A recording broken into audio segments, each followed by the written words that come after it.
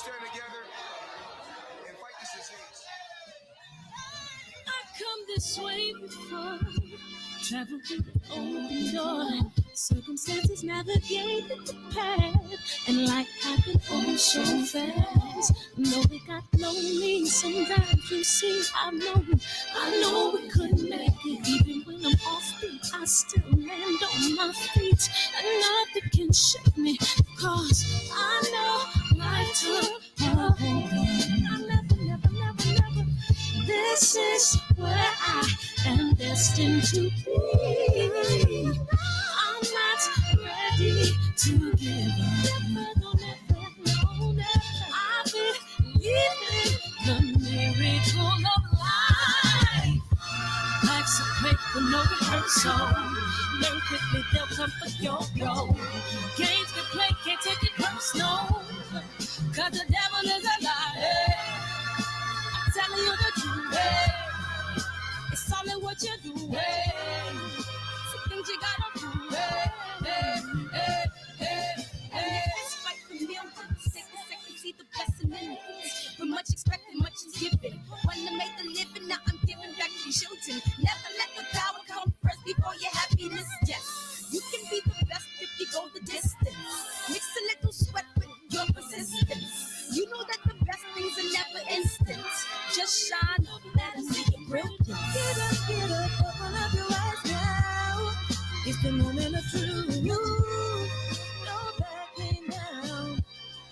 We're bringing it to life. Oh, for the children, it's a given. You gotta give it, be a blessing. This my personal statement. Run the game like I'm ASICs. Learn and develop patience, determined to be the greatest. Yeah, bobbing and weaving, they changing up like the seasons. Indigenous to the grind, so I do it for all my people. Jabbing the competition, back up against the ropes. You fighting for recognition, I'm fighting just to promote equality where we lacking. While cancer slowing our road, I'm confident we'll make it. We focus on common goals. Yeah, give back, give love, giving something away. Never give up, stand tall to fight another day. 2 toes, 2 feet, I stand on the ground. I'm going to wrestle and fight this final round. Life's a play for no rehearsal. Don't quickly, they'll come for your role. Can't get play, can't take it personal, cause the devil is a lie. Telling you the truth, it's all in what you do, some things you gotta do,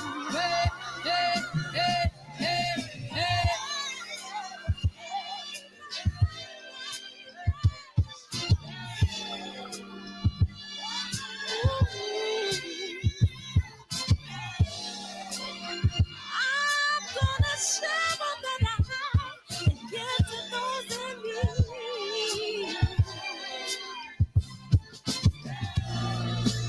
So we're gonna win this battle, fight that disease. No more kids, children leaving hearts empty. We got to keep it open. No, I'm not again.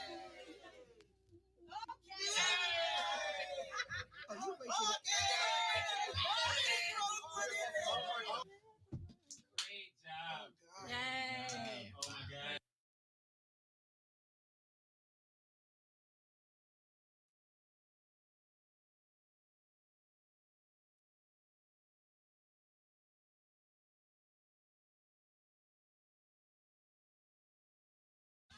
Cancer is killing, millions and millions of people. Me and my team, along with Sam Watson and his team, we're going to stand together and fight this disease.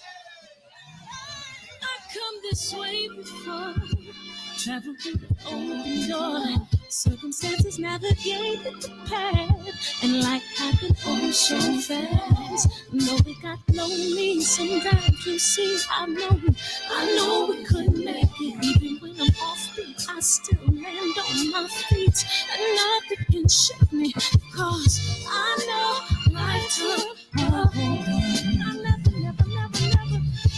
This is where I am destined to be.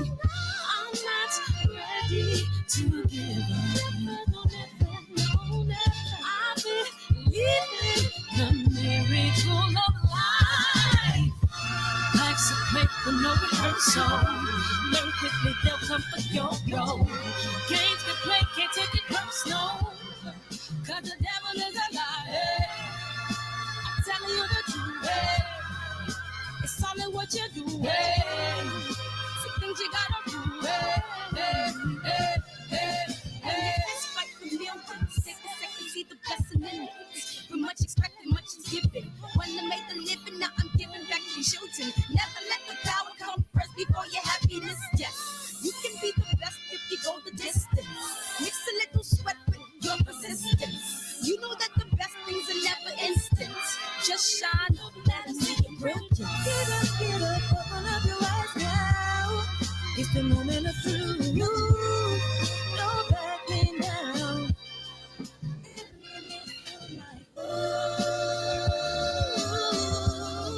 For the children, it's a given. You gotta give it, be a blessing. This my personal statement. Run the game like I'm ASICs. Learn to develop patience, determined to be the greatest. Yeah, bobbing and weaving, they changing up like the seasons. Indigenous to the grind, so I do it for all my people. Jabbing the competition.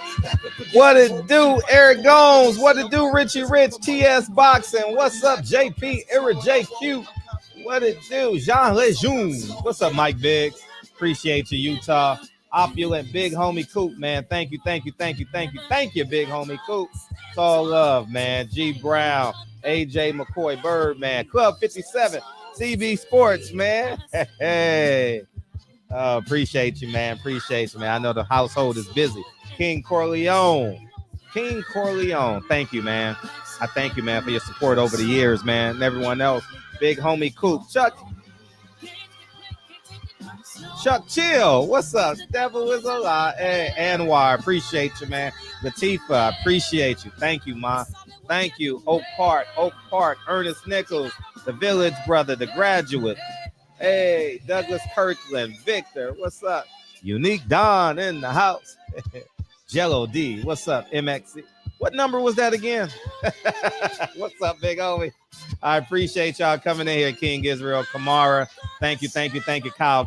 Appreciate you, man. We're going to play this trailer and get started with the show.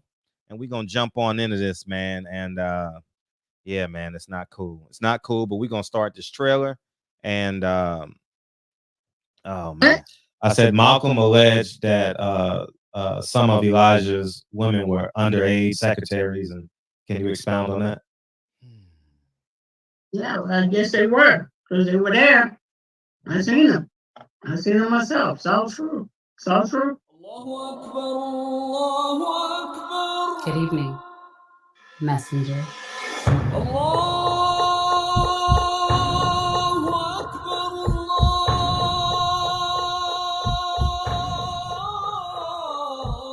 You convinced us that you were the last messenger.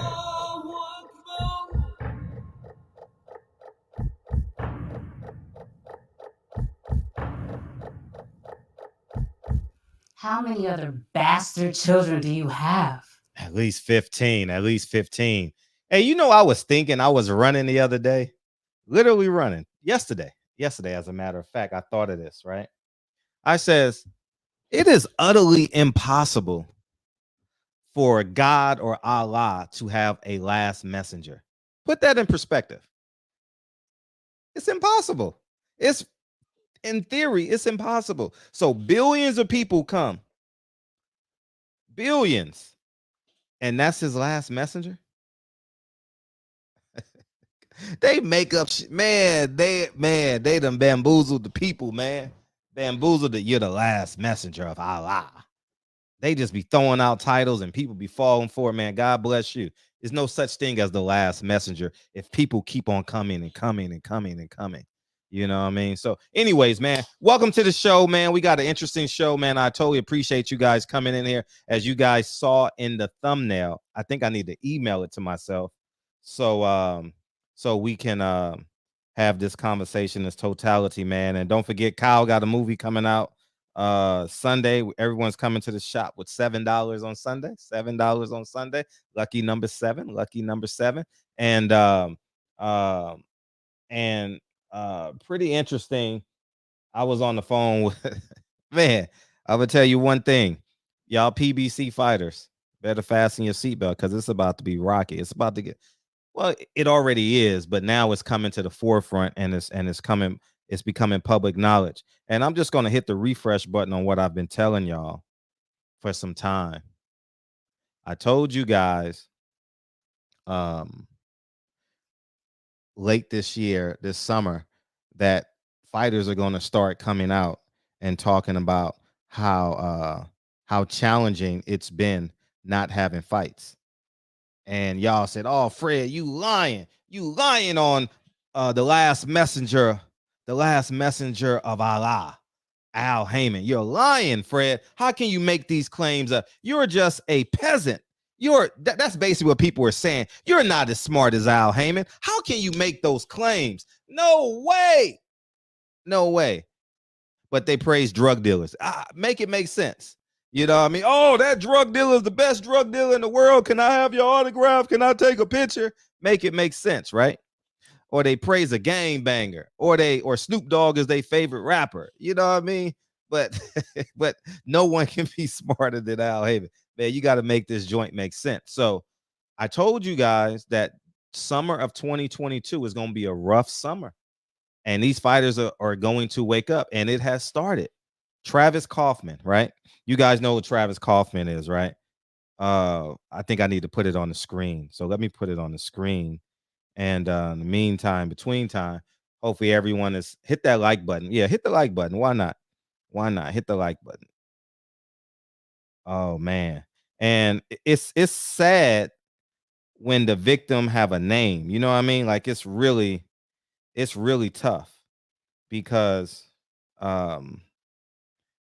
although I knew this was coming down the pipeline, but it's real challenging when you actually see it happen to the fighters, man. And that's the last thing ultimately I really want to happen is these fighters getting financial perils and have difficulty taking care of their family and stuff like that.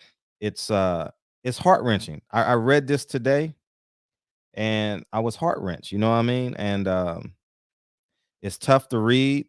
Same way it was tough to listen to Mickey Bay last week, but I'm gonna pull it up on my screen. I'm gonna pull up remix. I'm gonna pull it up on my screen so everyone can see it. And it's just heart-wrenching, man. And I've had a few engagement with Travis Kaufman. He's very forward with his masculinity in terms of being a man. He's very forward, and I have a great deal of respect for Travis Kaufman. And I've only interviewed him 5 times. I interviewed him for the Luis Ortiz fight. I interviewed him for the Earl Spence fight. He was out there for the Earl Spence fight. I remember that. He actually knew me. He said, "Hey, what's up, man? I know who you are." And I was like, "Oh, thank you." And it's probably from my Prince Nassim interviews. You know what I mean? Because I actually got a thrill out of interviewing Prince Nassim, as you guys know already. But it's just heart-wrenching, man, that this is coming to fruition. And Al Haymon is running a Ponzi scheme that y'all didn't fully understand or respect. But I'm gonna get into it as the show goes on. So this is a quote from Travis Kaufman. "I made a total of $750,000. Now we're gonna get into that. I made a total of $750,000 from 2015 to 2020, and I am broke with some assets. Just shows that money don't last forever unless you make right investments, and also shows I should have helped myself before I helped friends. I am not mad at all because I got a huge heart and I know damn well I help more than a handful of people. However, I knew then what I know now. I wouldn't have helped anyone until I first had invested some of my money could make so my money could make money. Lesson is learn from my mistake and invest in yours before you invest in others." Right? End quote. Now let's go to Travis Kaufman's box rec. And that'll give us, because everybody say Al Heyman money, Al Heyman this. He said he's made $750,000. And this is what you guys don't understand. Al Heyman used Deontay Wilder, Earl Spence, and all these other guys. Used them to create the illusion. Okay? That and I fell into the trap too. I can't sit here and lie and say, "Oh, Fred, oh, I thought that was the case too." But when you wake up, you know better. You know what I mean? And let me drop in this box rec so you guys can see it.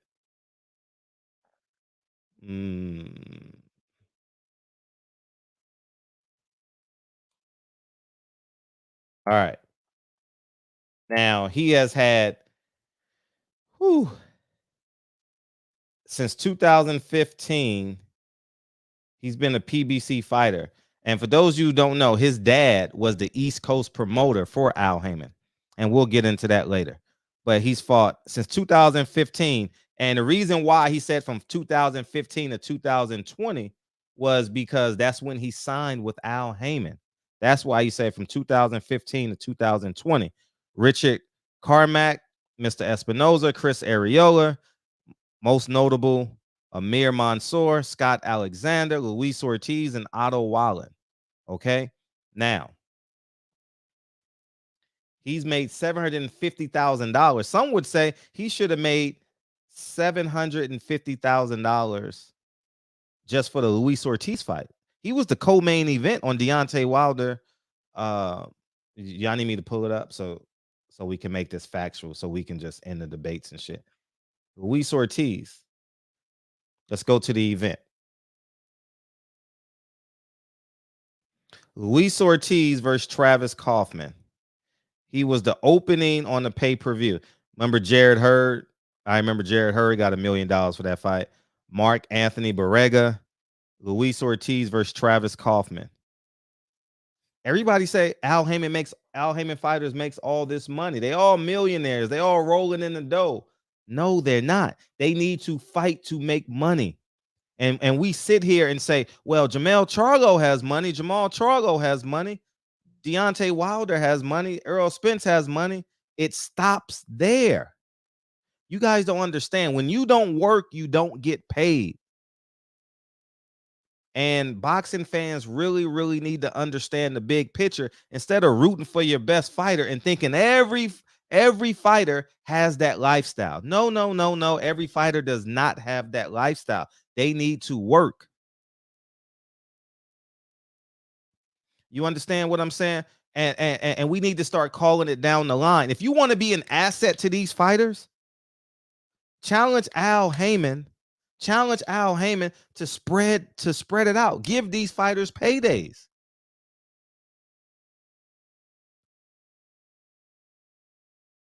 You understand what I'm saying? Give these fighters paydays. And it's awful when these guys are fighting once a year, not fighting a year. Boxing and basketball and boxing. Go to his channel. He did a statistic yesterday. I watched his video yesterday. He said 71% of PBC fighters. We should watch that. I don't know if he would strike me, but we should watch that video together. 71% of fighters on PBC fought once or not at all. But I'm dispelling the myth. Y'all think everybody at PBC are millionaires and rolling in the dough. No, they are they fight for a living. Do you guys understand what I'm saying? They fight for a living. And when you guys don't grasp the big picture, you guys become delusional, disingenuous. Oh, I don't care. As long as Earl Spence is fighting, I don't care. As long as Deontay Wilder is fighting, I don't care.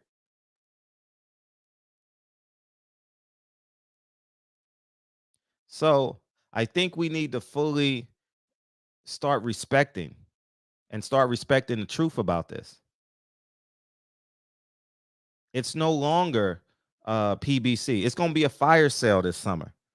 These fighters going to wake up and realize, holy cow. Logan Paul said Floyd Mayweather and Al Haymon and Steven Espinoza didn't pay him.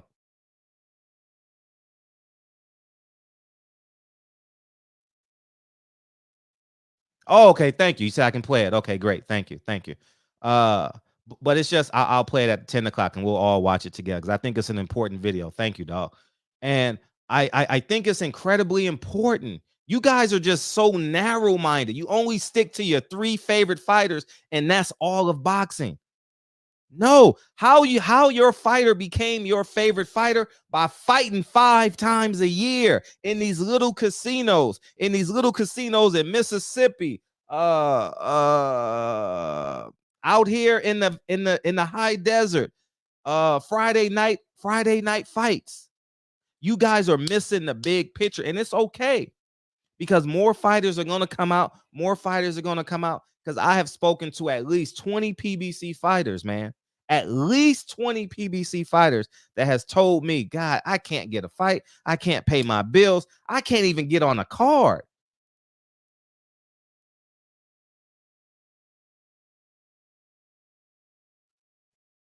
And you guys are just saying, oh, Errol Spence got a date. I don't care.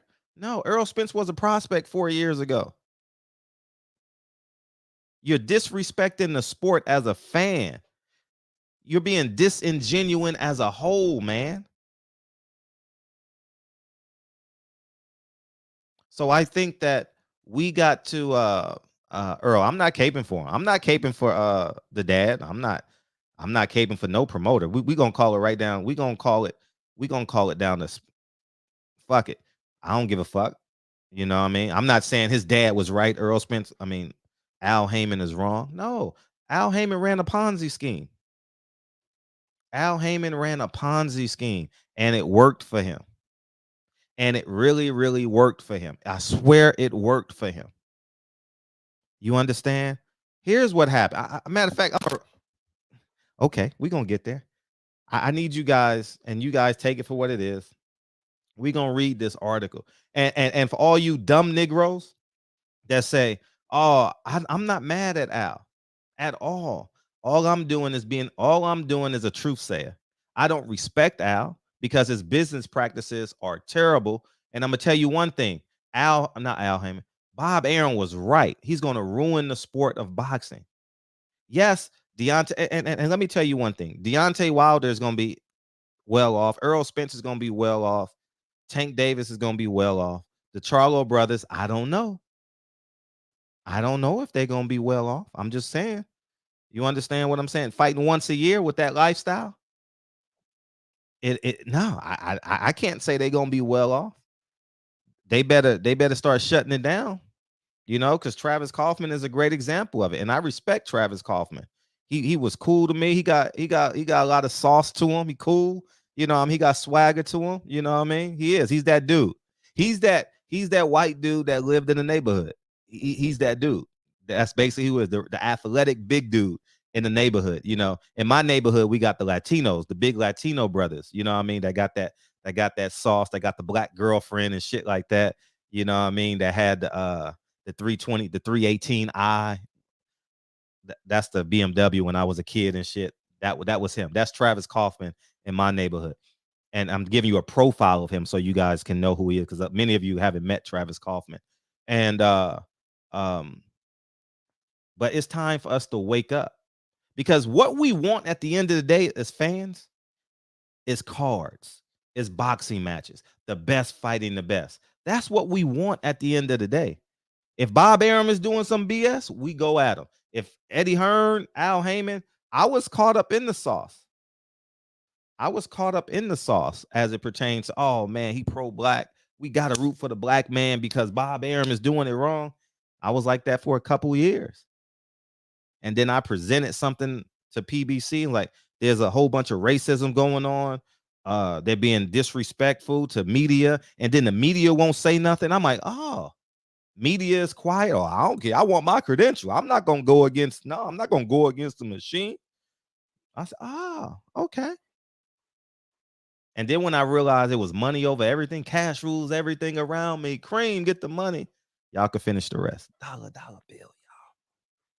And when I woke up, I says, it's not about being pro-black. It's about being green.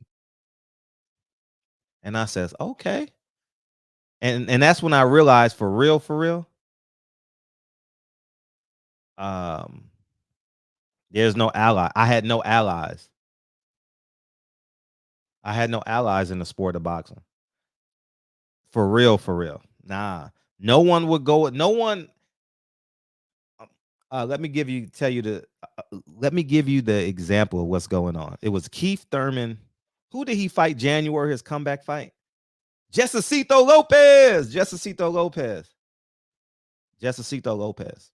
And hundreds of people saw what happened. And no one, I'm talking about media. No one did nothing. No promoter did nothing. Only Gary Russell. That's it. You understand? And then when we talk, you got to be pro-black. You got to be this. You got to be that. So I say, you know what? Nah, it's not that. And here's what, and here's why I'm going to explain to you. I'm going to read this article. Hopefully my eyes last. You know what I mean? Hopefully my eyes make it through this. I'll be honest, because it gets late and my eyes start fading. You know what I mean? Reading those kids' books and all that. What's up, Kyle? How you doing? What's going on, Big Fred? Hey, what's up? I'm going to drop this article in real quick, and we're going to read this article. And read this article from context. I don't know if you guys understand what I'm saying. Read it from context, not from, he's right, you're wrong. Understand context, okay? And when you understand context, you will understand this article. All right, we're going to read this article together. Okay, here's what we're going to do. $925 million lawsuit filed over investments with PBC shady entrepreneur Al Haymon. How do you, and you guys see May 16, 2016, how do you allegedly lose $500 million in 3 years? Read it here and find out. Boxing fans who enjoyed last Saturday rematch scrap between 2011 Fight of the Year winner Andre Berto, Victor Ortiz are no doubt familiar with Premier Boxing Champions, the television series helmed by power manager Al Haymon. PBC rocketed to prominence early last year with its frequent and sometimes compelling matchups on channels including NBC, MSNBC, you got the networks, and Bounce.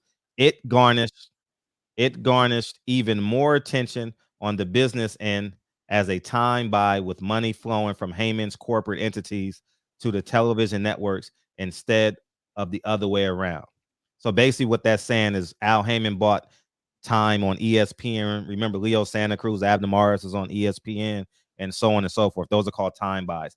Naturally, this requires massive amounts of funding, hundreds of millions of dollars, which came from the asset management company Waddell & Reed via fund manager Ryan Caldwell. As Caldwell put it, you have to be capitalized for 3 to 5 years to do this, to weather the storm, because in some regards, you were going to be the irrational player for a while. You're turning the model completely upside down. So basically, they want to turn boxing upside down, right? Well, turning the business model upside down seems to have made some shareholders of Waddell & Reed extremely unhappy. Fight Options Zach Arnold was first to discover a February lawsuit in Kansas City federal court filed against Waddell shareholders of funds purportedly invested in Haymon's corporate entities. The investors are looking to recover at least $300 million and perhaps as much as $925 million of losses and other damages as a result of willful and gross breaches of fiduciary duties towards shareholders to prudently monitor and supervise the fund's investments to meet the investment objectives as stated in the fund's prospect. Anyways, y'all can read that word. Prospectus, whatever. I gotta define that word. Supervise the fund's portfolio managers and rigorously enforce the fund's compliance and ethical codes. Okay. Now, the complaint describes Haymon as a shady entrepreneur of potentially criminal company. Unbeknownst to investors, starting in or about April 2013, the trustees permitted and approved purchases by Ryan Caldwell, one of the two portfolio managers of the funds, of approximately 925 million of private securities in startup and potentially criminal company in the field of professional boxing promotion. These purchases had no economic justifications, but rather were motivated by Caldwell's personal interest and benefit. In fact, Caldwell acknowledged at or about the time that this boxing promotion company faced short-term losses of hundreds of millions of dollars, the fund's money, and personally attended business meetings on behalf of this company's shady entrepreneur, Alan Haymon, to pledge future financial support of the funds. The potential criminal, I should go on down because you guys want to get to the meat and potatoes because it's a long article. According to the complaint, I'm here. According to the complaint of unnamed hedge fund had previously declined to invest in boxing promotion company. Let's go down here. Here's what the investment totals. Can you guys see this? $925 million, right? According to Waddell's website, as of March 31st, 2016, these 6 investments now have a total market value of 357, which applies to the investments alleged used to finance. PBC has collectively lost $567 million in less than 3 years. Now, I'm explaining to you why this is important later. Losses are a part of investing, but in this case, the plaintiff argued that Waddell did not make material disclosures about MGH, made erroneous reports in financial statements, and failed to disclose the risks of MGH investments. The trustees should have never allowed Caldwell to use almost $1 billion of funds and assets to participate in boxing promoters fantasy camp. I got to get to the point where let's see.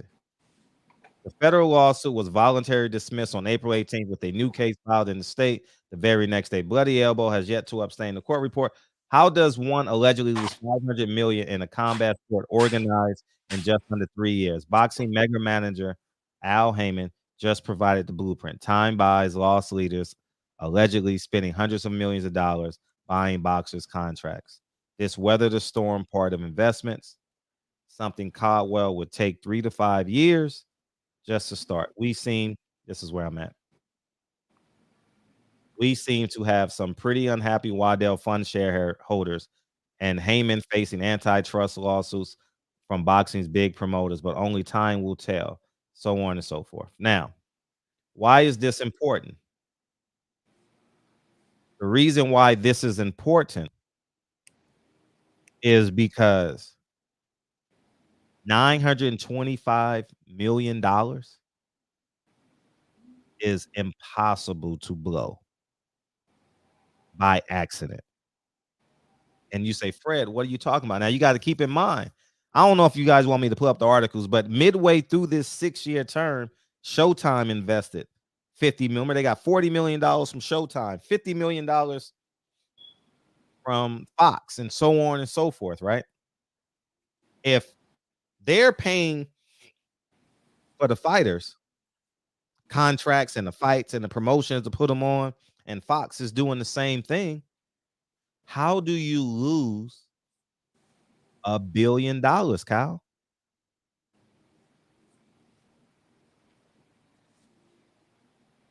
I'm trying to make it make sense. You can't lose because keep in mind, 2.5 years ago, y'all remember Eddie Hearn said he coming over here with $1 billion. He didn't have $1 billion, and everybody knew it. But everyone got on him. Oh, then you ain't got $1 billion. Get out of here. You're colonizing the sport.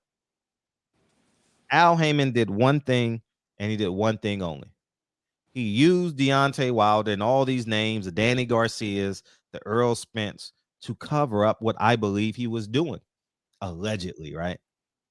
Him and Ryan Caldwell were the managers of the hedge fund. And they get paid which is legal. The same thing Jay Morrison is doing. The very same thing Jay Morrison is doing is the same thing Alan Haymon is doing, allegedly, right?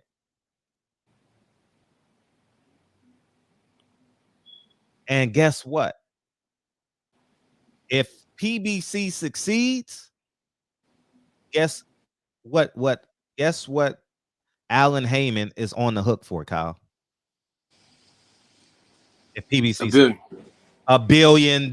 $1 billion. $1 billion. So guess what? He don't want to be on the hook for $1 billion.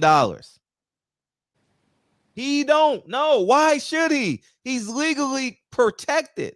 It's an investment. It's like going to Vegas and me and Kyle, you got 500, I got 500, and you say, Fred, and you say, Fred, red has been dropping 75% of the time.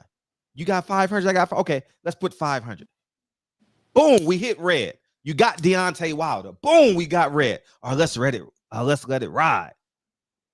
Now we got 2,000. We got 1,000. We got 2,000 now. Boom, we got Earl Spence. We take it to 4,000. Yes, we hit it. Yes. And so on and so forth. Tank. Can't ride it out. It's impossible. You're going to get stomped. And that's the problem these fighters are having. Al Haymon don't want to invest no money in boxing at all. Al Haymon allegedly took his money off the top because he is the manager of not only the fund, he's the manager of the fighters. And not only is he the manager, he is the promoter. And not only is he the promoter, he's in charge of the advertising dollars and everything else. And this is what everybody needs to understand. This is a problem in boxing. This is a major problem because we say Bob Arum ripped people off. True. Eddie Hearn is whatever you want to call Eddie Hearn. True. But how about Mr. Alan Haymon, who's going to have fighters like Kaufman, fighters like Robert Easter, fighters like, how the hell is Gary Antoine Russell not fighting?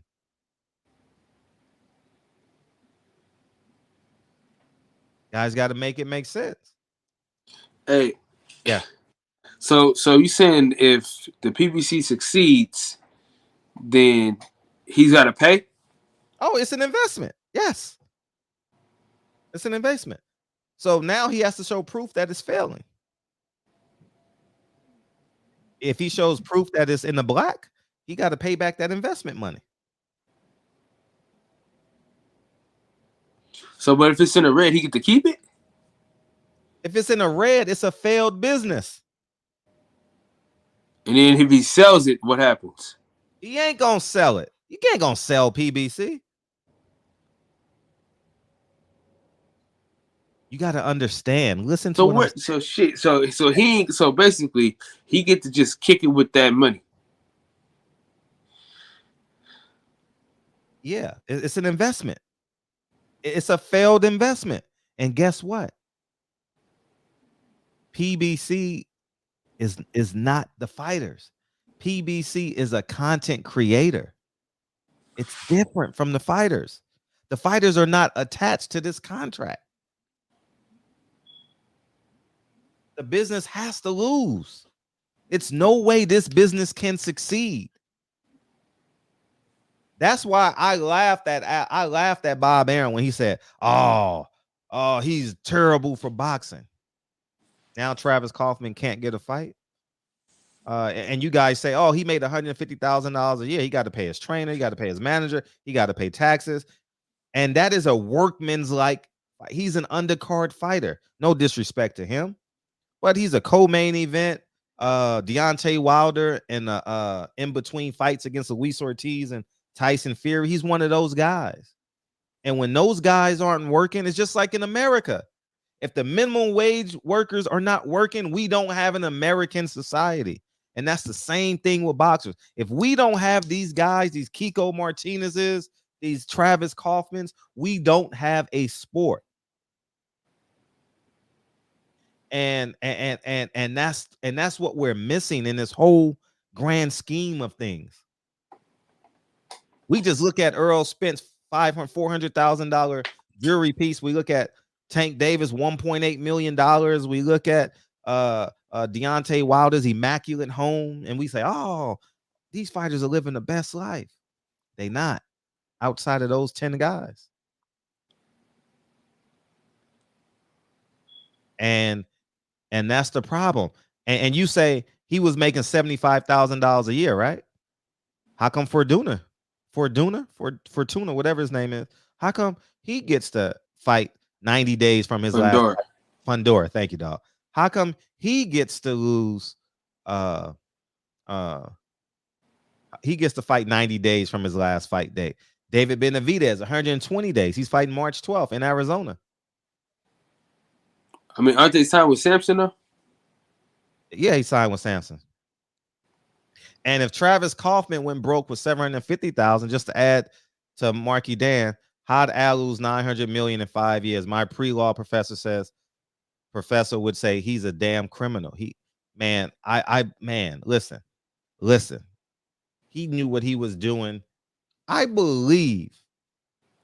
genuinely believe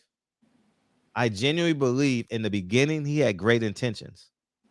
Like anything else, you have great intentions, like you want to help people, and then you realize, shit, if I work at the Louis Vuitton store, I'm making $18 an hour and getting 10% off of what I sell. Shit, if I could steal one purse a week, and then it turns into two purses, and that's what I believe happened to Al Haymon. He's like, oh shit, I'm protected by the law. I want to do this UFC model. But I can't do it. It's too late. I done babied the fighters. And he overpaid in the beginning. It still don't amount to $900 million because y'all can Google where Fox and Showtime signed multi-million-dollar deals. He basically a liaison. No, because he has them under contract. No, I'm saying, but like Samson's fighters, how does that work out? Okay, so Samson has his own promotional company, right? Yeah, Samson Boxing. He's the president. He has his own promotional company, right? I'm not sure if he's a manager or a promoter. I would think he's a promoter. So let's assume he's a promoter, right? Correct me if I'm wrong. Is he a promoter or a manager? And so let's Google it. Yeah, Google Samson Boxing LLC. See if he's a promoter so we can get the story correct and I can explain it to you. And guess what I found? Oh, I need to put this on the screen.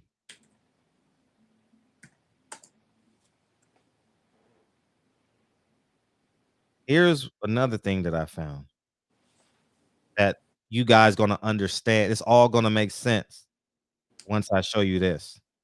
Hopefully. Hopefully you guys are,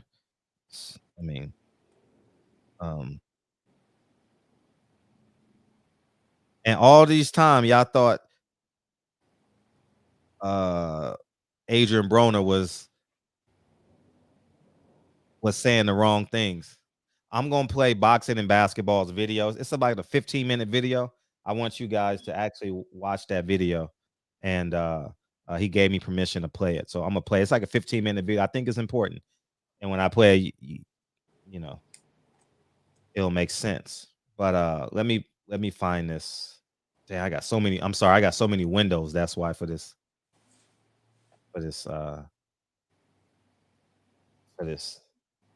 show.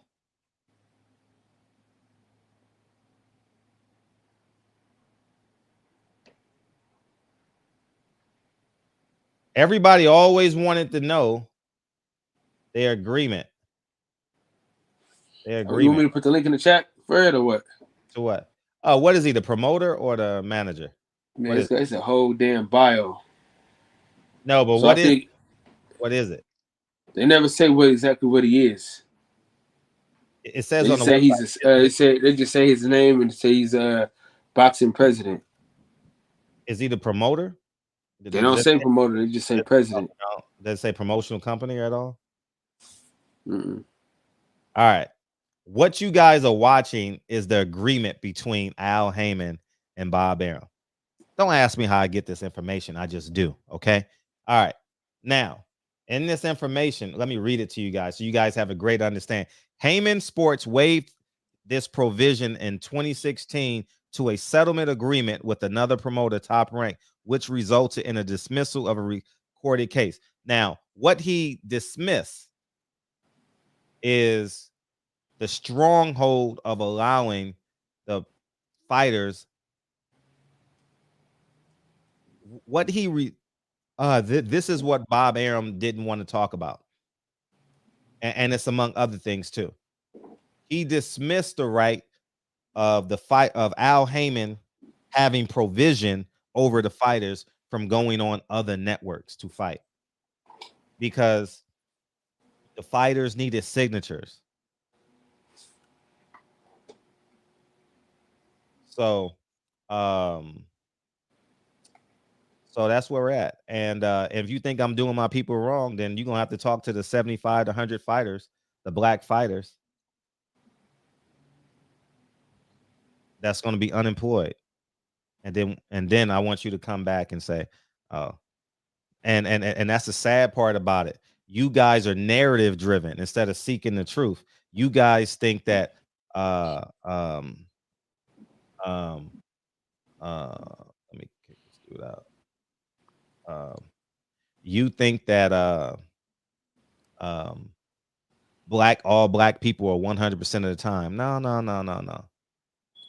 Why is your yes, go ahead. Yes. Fred, he get his fighters to the belt like a motherfucker, dog. Oh, he do? Look at this shit here. Put the link in the chat so I can pull it up. All right.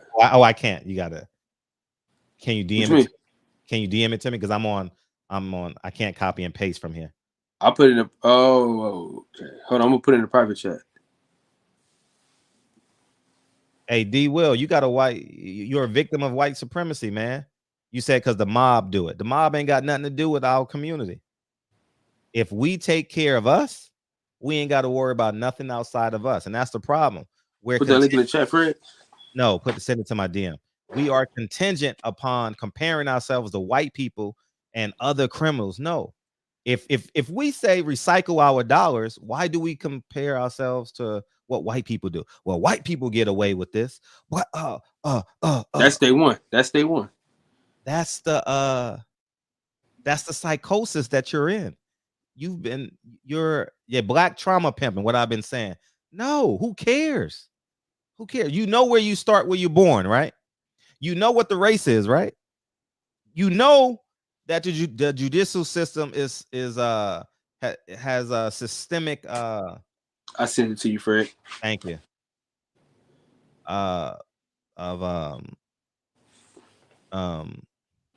And guess what, Nardi? Who cares? So let's say hypothetically I didn't give Bob this same energy. Who cares? It's Al doing this to your favorite fighter. That's why you are basically a DL Hewley in the chat. Bro, we get on Bob Arum ass all the time in this joint. No, don't worry about it. I got 1,000 videos, and the reason why Bob Arum and I get along so well because I stood up to him. I didn't see no black promoter challenge him on disrespecting those women.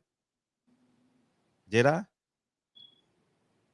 I think people who compare black people to white people are truly cowards. I think you got coward in you. And I stand on that. Well, white people get away with it. How come I can't? You're a coward. I think you're a coward. You only black when you're playing basketball. Hey, hey, DJ, get your ass on here pretty soon. Oh, man. So man, he got some information, dog. Cool. Let me read this to you, Big Fred. Oh, go ahead. And this is why Fundora keeps getting fights. Oh, go ahead. Feel free to share. So Tank got $1 million. Uh-huh. Isaac Cruz got 300,000. Mm-hmm. Yep. Fundora got 75,000. Yep. The dude he fought got 50,000. Yep. Derevchenko got 200,000. Yep. The dude he fought got 50,000. Boom. And that's the same business model Bob Arum runs. I told you guys, cheap labor wins all the time. Cheap labor. He ain't doing nothing Bob Arum ain't doing. And guess who card he's on? Al Haymon's card. These are all facts. I teach you guys the game, but you guys got this pro-black blocker in your head. But and that's why he needs to be held accountable, because he sold us on a pro-black dream.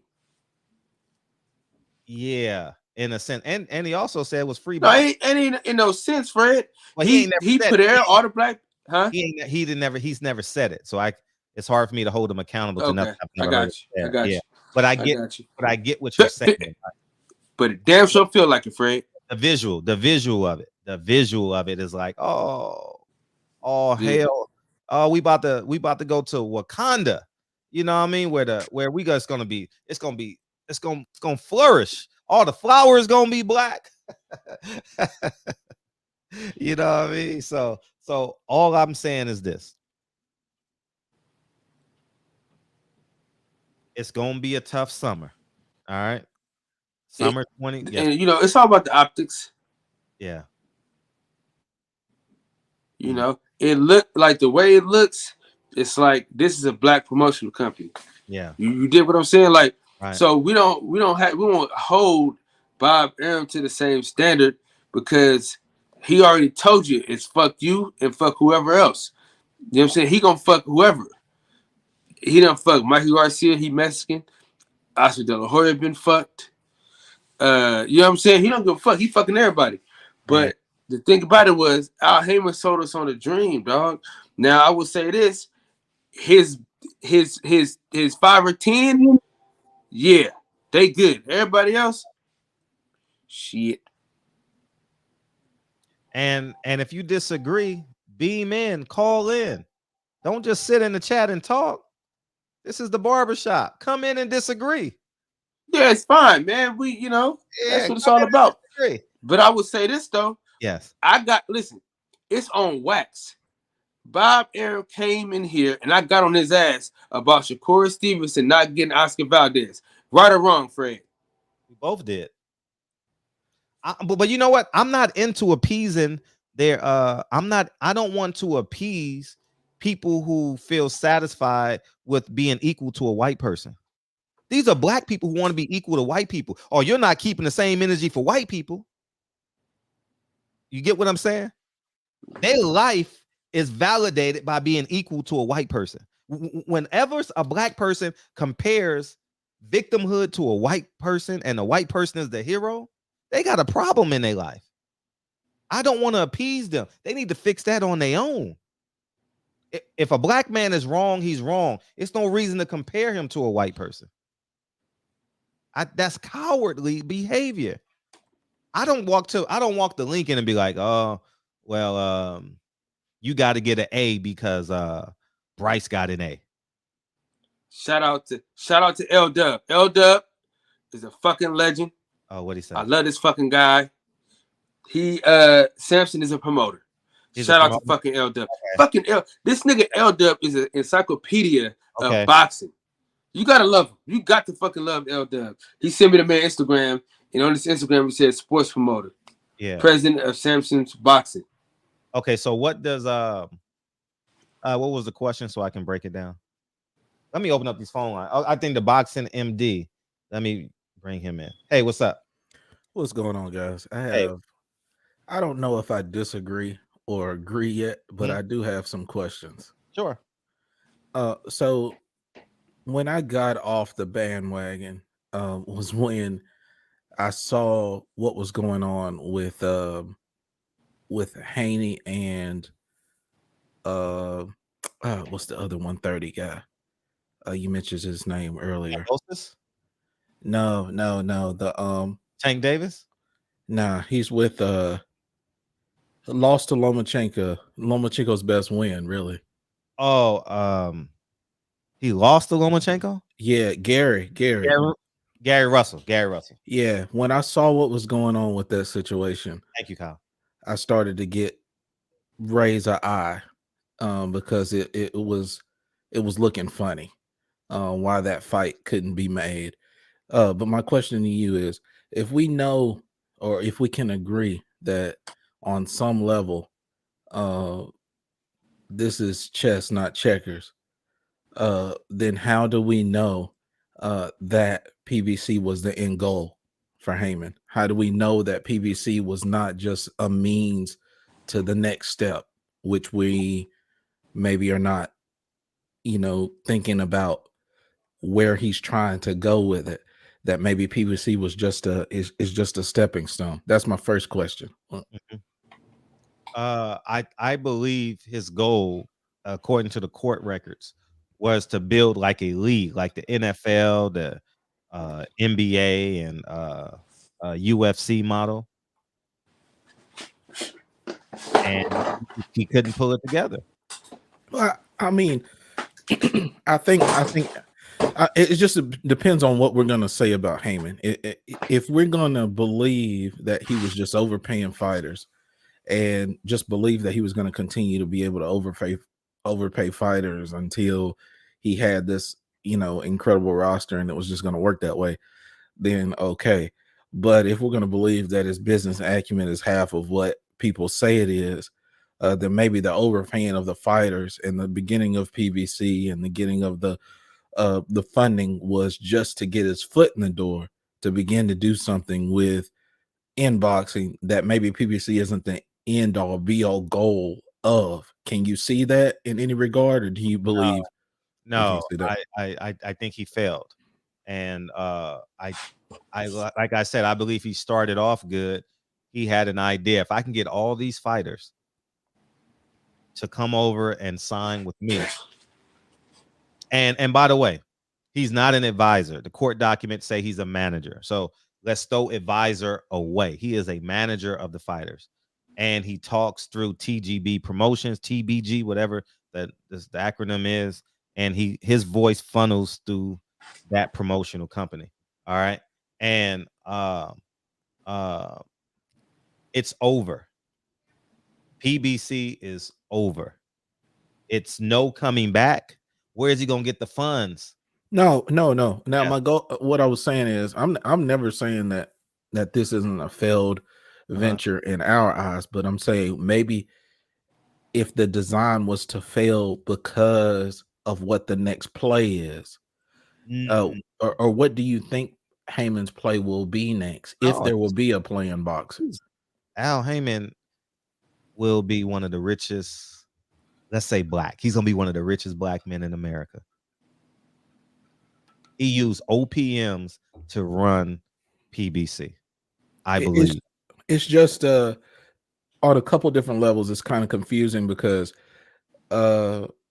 based off what he was doing before he got into boxing, it seems like there were many routes to billionaire status outside of a crooked one. There were many ways. If you know anything about these major venues, like Madison Square Garden or what have you, getting into these gardens and getting your events, concerts into this, it isn't an easy feat. You know what I'm saying? There's a short list.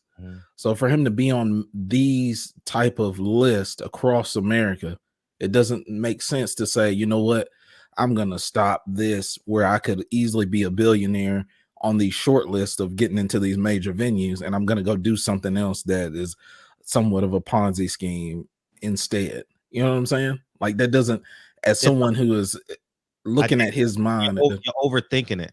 Like, today is December 29th. We're going to talk about where we're at in this situation. Yeah. It's not what he's doing. You're looking at it.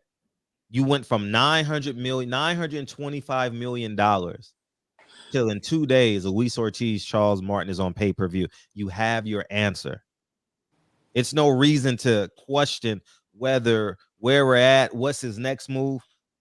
It's raining in California. I know they say it's 90 degrees in the summertime, but today we need rain boots and an umbrella. And today, PBC fighters need rain boots and an umbrella. Well, that's my without even asking my second question yet. That would be my, I guess, my biggest issue with the stance that you're taking is because if you're going to acknowledge his business acumen, and then at the same time to turn you don't have to, but I'm just saying I think a lot of people would acknowledge his business acumen over the lifespan of him doing business, to turn around and just say, well, it's just a failed venture or what have you. I think it lends itself to overlooking a lot of the intricacies that can play a part or a role in what his move is today or what the next move is tomorrow. For us to look on the outside to say that we know the inner workings, I think is a bit much, just knowing personally what it takes to put on a show of those magnitudes, what those costs are. We don't necessarily know exactly where all the money went. I know. So what's your second question? So to that, you think that business acumen is just out the window? You think he just failed? He didn't. He did he fail? Of course he failed. Okay. All right. And secondly, what I would ask is, do you think at a majority of these major venues or what have you, what I thought personally with the advisor quote unquote role, what I believed was the benefit to the fighters, I thought was the ability to run their own promotional company, and in that would be you get to control all of the intricacies, all of the small detailed bills that you have when it comes to running putting on a major promotion. That's what I thought the benefit was, and not necessarily that you get a break in that area, but you also get the tax write-off of having used those things as tax as business expenses, rather than I'm just a fighter and I have to pay all of these people to do whatever they do. That's what I thought the benefit of that quote unquote advisor role was, and having their own promotional companies. Can you speak a little bit to like if that's true? No, I'll just give you the simple answer. Okay. Tell me a PBC fighter that's running events through their promotional company. Well, I mean, both Spence and no. I said they're running their own cards through their promotional company. Tell me one. Solely? Yeah, that's why you have a promotional company, right? To make money and put on your events. That's but if you're doing like for instance, if ESPN, if Bob Jamel Charlo had one. Jamel Charlo, he did have one. Yeah, but you can be, but co-promotion is the same thing. No, it's not. Co-promotion is not. No. Co-promotion. How is it not? Because you're not putting the money up. You're not putting the money up. Like, it's, don't you know, the guy, the co-promoter is just a fighter. It's just for namesake. The co-promoter don't put up no money. Oh, so if me and you put together an event and we're co-promoters, I don't have to put up any money. You just put it up. I'm going to simplify it for you. Yeah, I just don't know. I'm not being snarky. I just don't know. Are you a Devin Haney fan? Yeah. Okay. He co-promotes with Matchroom, right? Uh-huh. Who puts up the money? I don't know the agreement. Gosh. I mean, but you could, I guess, tell me, does Matchroom put it all up? I don't know. Think about it. Think about what's happening right now. Point? So then what's the point of saying I'm a co-promoter on it? What's the point of that? If you're not getting any tax breaks because you're not putting up any money, what's the point? or the Because zone? you get a bulk of the money You get more money. You get more money for what? for being a Because- co-promoter. Oh, but you don't have to put out any money. They just pay you more. But you still could like basically I can put this fighter on and that fighter on, right? Right. But I get a percentage of what you about to give them. Cause it's damn near like you a manager. You know what I mean? You're getting a manager. You're getting a manager portion as well as your fighting portion. No, here's the truth, man. How they let me. I'm looking for this video. How they do it is simply Al. I'm about to break news for y'all. Here's how it goes. Erickson Lubin is doing it. Shout out to Darren Davis. He's doing it in Florida. He is. And he just put on a card maybe a few months ago. Okay, now, any more questions? So I get to the next call. That's it, and I'll answer this. Yeah. No, that's it. Thanks, guys. Bye. Appreciate you, brother. Yep. So here's what it is. Let me kick you out. So not kick you out, but so you can have your phone. You could talk in the chat. Oh, there you go. You got it. Okay. Here's how it works. Al Haymon uses those promotional companies to allegedly launder money to himself. I'm going to explain it. Deontay Wilder, Google Deontay Wilder versus Tyson Fury at the Staples Center. Deontay Wilder got $3 million. Tyson Fury got $2 million. Right? Now, when you have $3 million, Deontay Wilder, that means the WBC is only on the hook for 3% of that $3 million. The sanctioning body is only on the hook for that. Everybody has to get paid off of that legal number. That's a legal number, $300 million.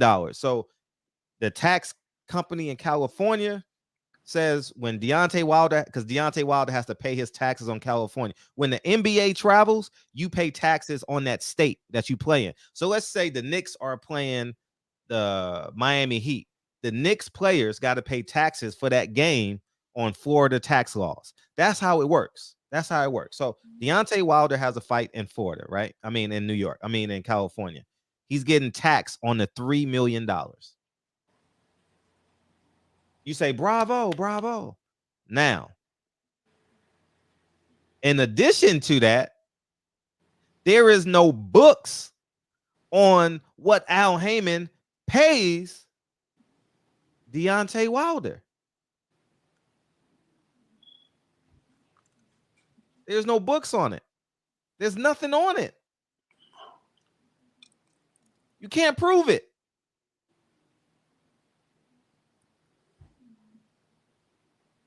So you don't know if Al Haymon is taking more than he should or not. Maybe he is. I can't speak on it. He's never paid me. Maybe he is. Maybe he isn't. I can't speak on that. I sure wish you would have let him pay you so we can know. No, he ain't never paid me. But I want to pay this video, man. I thought he did a great job. Man, did this video. Mickey Bay's in Philly right now, so he's gonna come on at midnight. I saw that. All right, man, this was, I don't know how this shit only got 60 views. What are y'all doing? CEO. I'm the Chief Everything Officer. With Office Depot Office Max, I can design and create professional-looking logos, signage, even print business cards and menus that get my restaurant noticed. Same day. That's a recipe for success. Kyle, you falling asleep at 10 o'clock? This year has been extremely challenging. All right, it's 18 minutes. So we're going to watch this for 18 minutes, guys. All right. I think it's an extraordinary and I mean, it's just an ingenious idea. Yeah, he does. Thank you. Someone you're absolutely right. Absolutely right.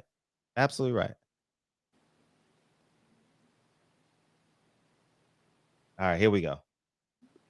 This is a great interview. Let me copy the link. So you please share this video, man. This video should have 30,000 views. Sports fans, this is Sean with Boxing and Basketball. And man, I got a breakdown for you. As you saw the thumbnail and the title, we're going to break down this whole PBC roster, 155-man roster. Matter of fact, was there a female in that list? I don't even remember if Al Haymon even has a female boxer. Might have to go back and look through the list, but I don't remember seeing a female on that list of 155-man roster he had. All right, but before we get started, let's hit you with this. Listen, I want you to watch this, and I'm going to tell you why. Watch this. Make sure you hit the new thanks button down below to donate to our YouTube channel so we can keep bringing you fresh content. You know why I'll do it at the end of this video. It took me almost about 2.5 hours to actually pull up PBC's website, click on the fighters, go down the whole list of fighters, all 155, copy the name, paste it in Boxing Rec, just to give you an accurate number of who fought and who didn't fight in 2021. So with all that hard work and effort I put in, make sure you hit the new thanks button down below to donate to our YouTube channel so we can keep bringing you fresh content. That's right. Make sure you donate right below the channel. There's a thanks button. Click on it. You can donate either 2, 5, 10, or I think 50. Matter of fact, let me throw my little scroller ticker down there. You can also donate to my Cash App or my Zelle. But let me throw the little ticker down there so you can see both of them. Now, let's get into it. Let's get into it. Now, we've been saying this for a while now. A lot of people are not going to be able to fight for PBC. The reason why I say that, number one, well, they have 2 networks. So they have Showtime and they have Fox. I think that's all they have, Showtime and Fox. I don't think they have anything else. You know, of course, they put everything on pay-per-view now. But they have at least 2 networks, 155 guys. Man, so the problem is Al Haymon tried to buy up as many fighters of Oscar De La Hoya's fighters as he could when Richard Schaefer, Oscar De La Hoya, and Al Haymon. For all y'all that don't know, those guys all worked together at one time. Richard Schaefer, Al Haymon, Oscar De La Hoya, they were a powerhouse. But, they accused Oscar, I ain't going to say accused, he was dibbling and dabbling in some narcotics and some drinks. And Richard Schaefer, somehow or another, ended up signing all Oscar De La Hoya, not all, but most of Oscar De La Hoya's fighters over to Al Haymon. Al Haymon took a lot of Oscar De La Hoya's fighters, started PBC, and then something happened with the lawsuit. I think Oscar won a lawsuit against Richard Schaefer. Richard Schaefer had to leave. Now Richard Schaefer is back with his own stable of fighters. By that time, the damage is done, and Al Haymon already has a slew of fighters. And majority of them was like, hey, Al Haymon's black, so we're going to sign just because he's black. But what happened was Al Haymon was able to secure a hedge fund, $900 million or something like that. It was close to $1 billion, and hopes, amen, that he can recoup a lot of that money back and make money off of it. But there's not really a lot of money in boxing like that. That being said, Al Haymon was paying everybody generously for a long time, generously. But now the money's dried up. Steven Espinoza doesn't want to drop the money that Al Haymon has promised a lot of his fighters. Fox, they don't want to drop a lot of the money that, Al Haymon has promised his fighters. So the only other way is to put it on pay-per-view. So that way the networks can make some type of money back. Hopefully they can make the money back. But, I'm like 155 guys. Do you know how hard that is to get fights for 155 guys? That's a lot. But in this video, I'm going to break down.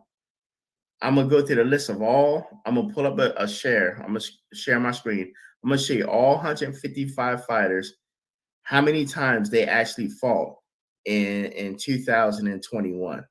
All right. We're going to get ready to share that screen in a second. Before we share that screen, though, make sure you hit the new thanks button down below to donate to our YouTube channel so we can keep bringing you fresh content. All right, let's go ahead and share that screen now. and we're going to break it down. Dang, that's a lot of work I put into this to make this happen. So make sure you donate down below. All right. Can y'all see it? Matter of fact, I think I can just go ahead and make it bigger. Full screen layout. There we go. So look, I'm gonna scroll up here. I'm gonna go to the top. Listen, if I mutilate your name, I'm sorry. You know, it's hard to pronounce a lot of these names, but you'll get the gist of it. So first of all, let's scroll down to the bottom. Look at that, 155 fighters. The last fighters, all of it was in alphabetical order. Julian J. Rock Williams was the last guy because his name ends in W, right? But listen, there's 43 fighters out of the 155 that had 0 fights. 43 guys did not fight at all. 28% of PBC fighters did not fight. 67 of those fighters only fought one time in 2021 for 43%. 32 fighters only fought twice for 21% out of the 155. 11 fighters were fortunate enough, lucky enough, they fought 3 times. That's 7% of the entire roster. And there was 2 lucky fighters. Two lucky fighters out of 155 that fought 4 times, which only accounted for 1% of the whole PBC roster. All right, so let's scroll up and take a look at these guys, and let's see who fought and how many times did he fight. Carlos Adames, 3 fights. Emmanuel Aline, 1 fight. Devin Alexander, 1 fight. These are all the guys that fought. This is 2021. This is how many times these guys have fought in 2021. Alfredo Angulo, 0 fights. F.A. Tabor Apache, 2 fights. Chris Ariola, 1 fight. Angel Barrentes, 4 fights. This guy right here was one of the lucky ones that had a chance to fight 4 times. I don't know what you're doing or what contract you got with Al Haymon, but that's good. You got 4 fights. Chavez Barrentes, 2 fights. Mario Barrios, 1 fight. Ranches Bartholomew, 2 fights. Luduan Bartholomew, 1 fight. David Benavides, 2 fights. Jose Benavides Jr., 1 fight. Andre Berto, 0 fights. You might be asking, why is Andre Berto on there? Well, they have him on his roster still, and nobody has said whether he's, officially retired or not. So if it's on his roster on his website, you're going up here. Eric Bone, 1 fight. Jose Miguel Borrega, 2 fights. Dominic Brazil, 1 fight. Adrian Broner, 1 fight. Marcus Brown, 1 fight. John Real Casimiro, 1 fight. Brian Carlos Castellano, 2 fights. Walter Castillo, 2 fights. Hugo Centeno Jr., 1 fight. Jamal Charlo, 1 fight. Jamel Charlo, 1 fight. Jamonte Clark, 1 fight. Chris Colbert, 1 fight. Luis Collazo, 1 fight. Cody Crowley, 1 fight. Miguel Cruz, 0 fights. He didn't get no fights. Isaac Cruz, 3 fights. All right, Isaac. Javante Davis, 2 fights. Kyron Davis, 3 fights. All right, Kyron, I see you. Justin Deloach, 0 fights. Dervinchenko, 1 fight. Felix Diaz, 0 fights. Anthony Durrell, 2 fights. Andre Durrell, 1 fight. Dominic Dalton had 0 fights. Nonito Donaire, 2 fights. Omar Douglas, 0 fights. Austin DeLay, 1 fight. Thomas Delorme, 2 fights. Robert Easter Jr., 1 fight. Ahmed El Bali, 1 fight. Oscar Escondon, 1 fight. Chris Eubank Jr., 2 fights. Brandon Figueroa, 2 fights. Omar Figueroa Jr., 1 fight. Miguel Flores, 1 fight. Moses Flores, 3 fights. 3 fights. Okay, that's good. Javier Fortuno. I'm messing it up. 1 fight. Stephen Fulton, 2 fights. Sebastian Fondora, 2 fights. Dennis Garlaza, 0 fights. Gamboa, 0 fights. Danny Garcia, 0 fights. Mikey Garcia, 1 fight. Terrell Goucher, 1 fight. Glowacki, 1 fight. David Grayton, 0 fights. Robert Guerrero, 1 fight. Tony Harrison, 1 fight. Robert Helenas, 1 fight. Marcos Hernandez, 3 fights. Good job, Marcos. Thomas Hill, 0 fights. Jarrett Hurd, 1 fight. Danny Jacobs, 0 fights. Jamal James, 1 fight. Omar Juarez, 3 fights. Koki Kamita, 0 fights. Tomoki Kamada, 2 fights. Ryan Carl, 1 fight. Travis Kaufman, 0 fights. James Kirkland, 0 fights. Mativ Korobov, 0 fights. Adam Kaunaki, 1 fight. Arislandi Lara, 1 fight. Jorge, is that Jorge? Lara, 0 fights. Angelo Leo, 2 fights. Sergey Lempnitz, 1 fight. Josecito Lopez, 0 fights. J. Leon Love, 1 fight. Erickson Lubin, 1 fight. Alejandro Luna, 0 fights. Diego Magdaleno, 0 fights. Fabian Madonna, 2 fights. Abner Mares, 0 fights. I think he's still on the roster. I know he's commentating, but Claudio Marrero, 1 fight. Charles Martin, 0 fights, but he is going to fight next month, 2022, but he had 0 fights this year. Kiko Martinez, 3 fights. Roman Martinez, 0 fights. Xavier Martinez, 1 fight. Subriel Matias, I guess that's how you pronounce it, 1 fight. Argenis Mendez, 1 fight. Vito Melnicki Jr., 4 fights. That's the other guy that has fought in 4 fights this year. Vito, he was just on the other night. Willie Monroe Jr., 0 fights. David Morrell, 2 fights. Louis Neri, 1 fight. Earl Newman, 0 fights. Nayam Bayar, 1 fight. Wally Omotaso, I think he also goes by Lucky Boy, 0 fights. Victor Ortiz, 1 fight. Luis Ortiz, 0 fights. And he's about to fight next month, but he had nothing this year. Manny Pacquiao, 1 fight. Jean Pascal, 0 fights. Juan Carlos Peña, 2 fights. Bryant Perella, 1 fight. Anthony Peterson, 1 fight. Caleb Plant, 2 fights. Sean Porter, 1 fight. Darwin Price, 2 fights. Regis Prograis, 1 fight. Peter Quillen has 0 fights this year. Sergio Rabachenko, 0 fights this year. Eddie Ramirez, 1 fight. Eduardo Ramirez, 2 fights. Abel Ramos, 1 fight. Jesus Alejandro Ramos, 3 fights. Good job, Ramos. Ivan Arekot, 1 fight. Haskell Lydell Rhodes, 0 fights. Rigondeaux, 1 fight. Michael Rivera, 3 fights. Good job, Mike. Edwin Rodriguez, 0 fights. Emmanuel Rodriguez, 1 fight. Daniel Roman, 1 fight. Rolando Romero, also known by Rolly, 2 fights. Jerson Rosario, 2 fights. Hugo Ruiz, 0 fights. Andy Ruiz, 1 fight. Gary Antoine Russell, 1 fight. Gary Antonio Russell, 2 fights. And Gary Allen Russell Jr., 0 fights. Man, Gary Russell, no fights this year. Frank Sanchez, 2 fights. Leo Santa Cruz did not fight at all this year. Lee Selby, 0 fights. Errol Spence Jr. has 0 fights this year.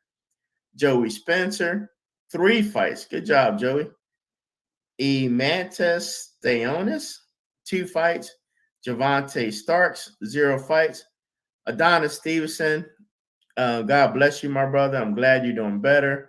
Even though you're on a roster, we all understand. Anybody that follows boxing knows why you're not boxing. And get well, my brother, and I'm glad you're doing better. So we're going to skip past him. Now, I'm leaving him on here because he's on his roster, but we know the deal with Adonis, Superman. Masaji Saluki, 1 fight. Keith Thurman has 0 fights. Austin Trout, 2 fights. Caleb Terrell, 1 fight. Udonis Ugas, 1 fight. Jesse Vargas, 0 fights. Ray Vargas, 1 fight. Miguel Vasquez, 2 fights. Amilcar Vidal, 2 fights. Rashi Warren, 2 fights. Gerald Washington, 0 fights. Kevin Watts, 0 fights. Deontay Wilder 1 fight, and Julian J. Rock Williams 1 fight. And once again, the breakdown of that is you have 43 fighters that didn't have 0 fights at all. 43 guys, no paycheck. That's 28% of the roster. 67 fighters only fought 1 time. Jeez, that's 71 fighters. I mean, not 71. That's like 100. What, 110? Yeah, 110 fighters. That's 71%. 71% of the entire PBC roster fought at least 1 or no times at all.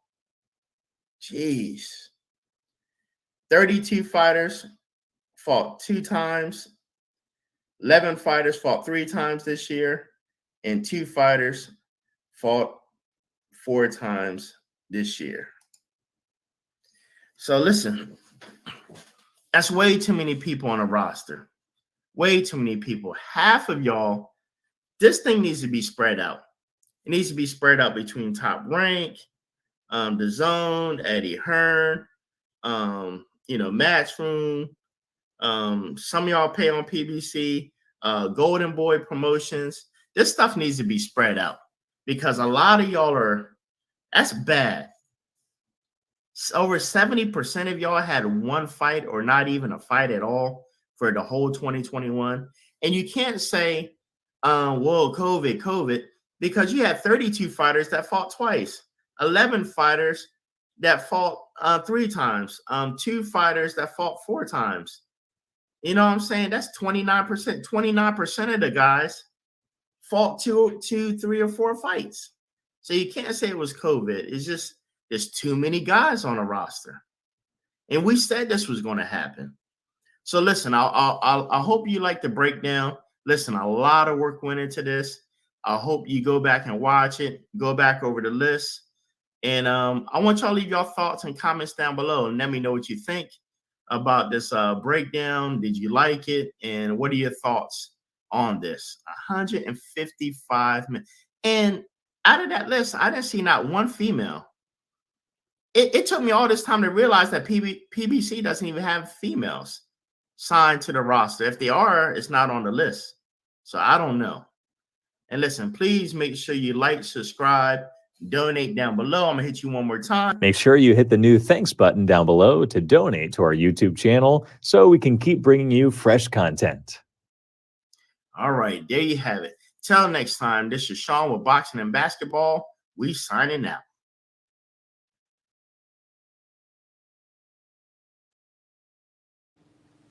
Appreciate you, Sean. I'm definitely gonna make a donation. Excuse me. Yeah. Donation. The only thing is, a few of those people.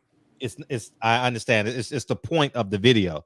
It's like, okay, if you think that's the case, you take the top off, you take the bottom off, and you average it out. There you go.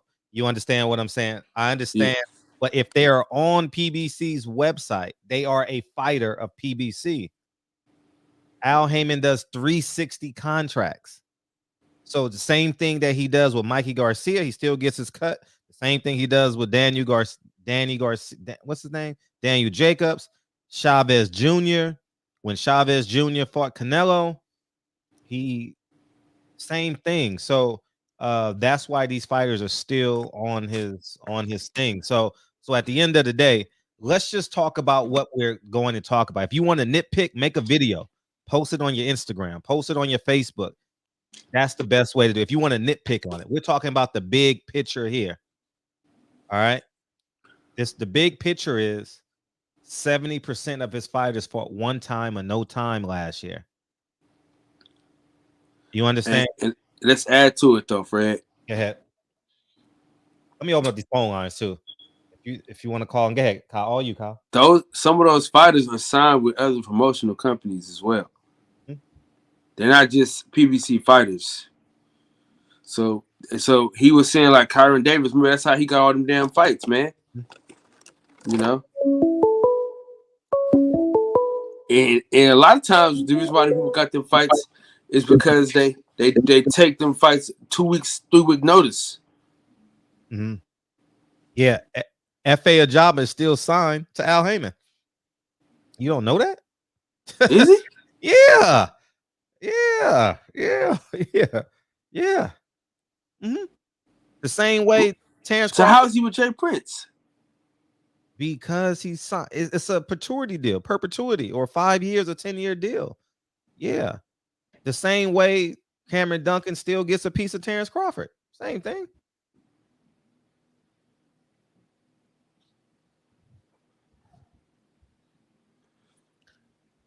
Yeah. Daniel Jacobs is what